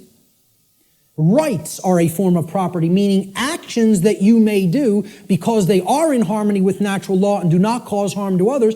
I don't have a right to stop you from taking. If you're not harming somebody else, nobody has a right to stop you from taking an action. You may perform any action which does not directly result in harm to somebody else. Okay? Rights are a form of property. Freedom is a form of property. Somebody doesn't have a right to take somebody else's freedom and hold them against their will just because they don't like what they're doing. They have a distaste for what they're doing. Or they want them to comply with their behavior, with their commands. Okay? They want them to make their behavior comply with commands that they're being given. So, if you really break it down, let's look at the wrongdoings once again. Murder. Is that not the taking of somebody else's life? Assault is the taking of their right to remain unharmed in their person. You're taking their health if you assault them, right? Their homeostasis in their body is being put under assault. And that's robbery. That's somebody taking something that isn't theirs to take. Rape. You're taking somebody else's free will to sexually associate with whom they choose to sexually associate. And therefore that's a property theft. Because that's their property, their free will. Theft itself says it right there. You're taking physical possessions that aren't yours to take from somebody else. Stealing. Trespass. You are taking someone's security in their own lair, as we talked about, which you don't have a right to take. That's also their property. Coercion. What are you taking? Somebody else's free will, which isn't yours to take. That's a gift from the Creator, which belongs to each individual. And if somebody's coercing somebody by telling them, you must do this because I said so, and if you don't do this, I will come and do some form of harm to you, that's not a right. That's a wrongdoing, coercion. And it's a form of theft. Exactly. Sure. You must buy this. Imagine this. Great. We're going to take 5 more minutes, and then we're going to take an hour and 15-minute break. So all of these things are forms of wrongdoing, and they're all ultimately one wrongdoing in different forms. They are all theft, every one of them.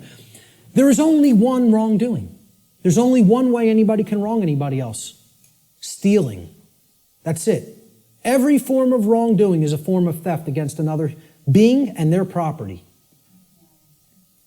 A living being or their property must have been harmed in order for a violation of natural law or wrongdoing to have taken place. Any action which does not cause such harm is a right. There's the apophatic definition of a right. Through understanding what a wrongdoing is. And I'm telling you, billions of people, not millions, not hundreds of millions, billions of people on this planet do not know this. Could not tell you this. Because this is it. This is it, folks, right here. This is the crux of natural law. What is a right? What is a wrong? And I couldn't sleep last night. After we got home, and I never have problems sleeping. Ever. Ever.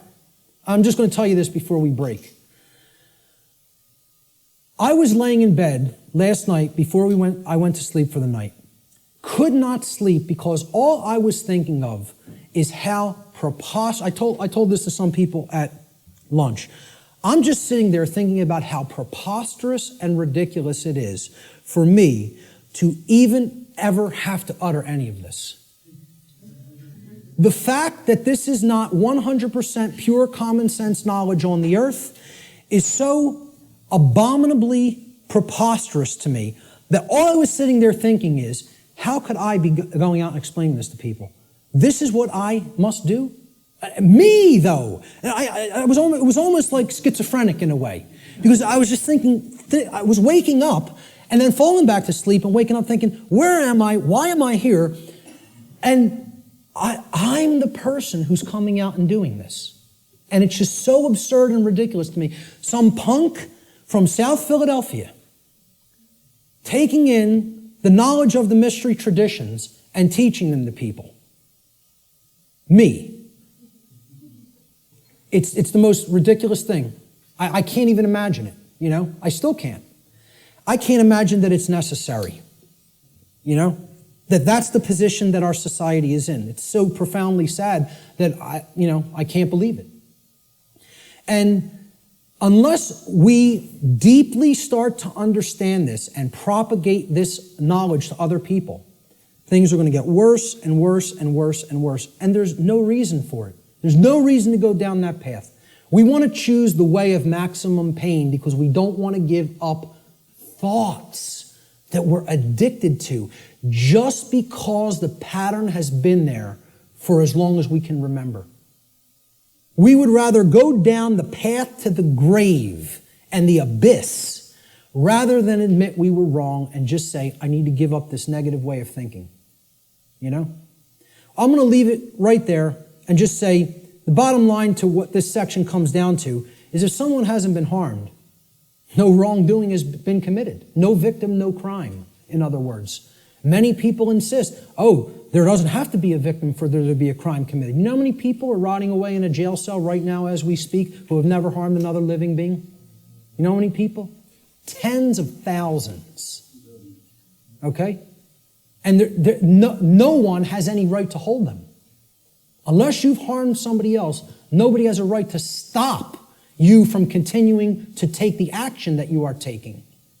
Okay? We're going to talk about some of those things in the last section. So let's take an hour and 15-minute break, and we'll be back here at about 5:20.